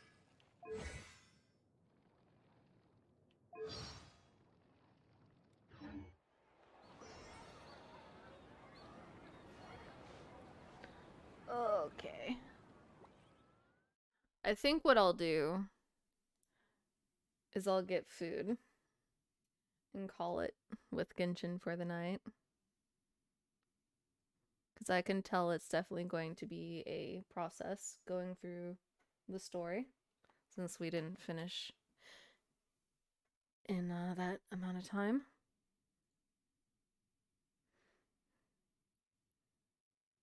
So, yeah, I'll go get food. I'll be on Discord. Thanks for hanging out and watching me nerd over this game that's way too much money if you don't have any self-control.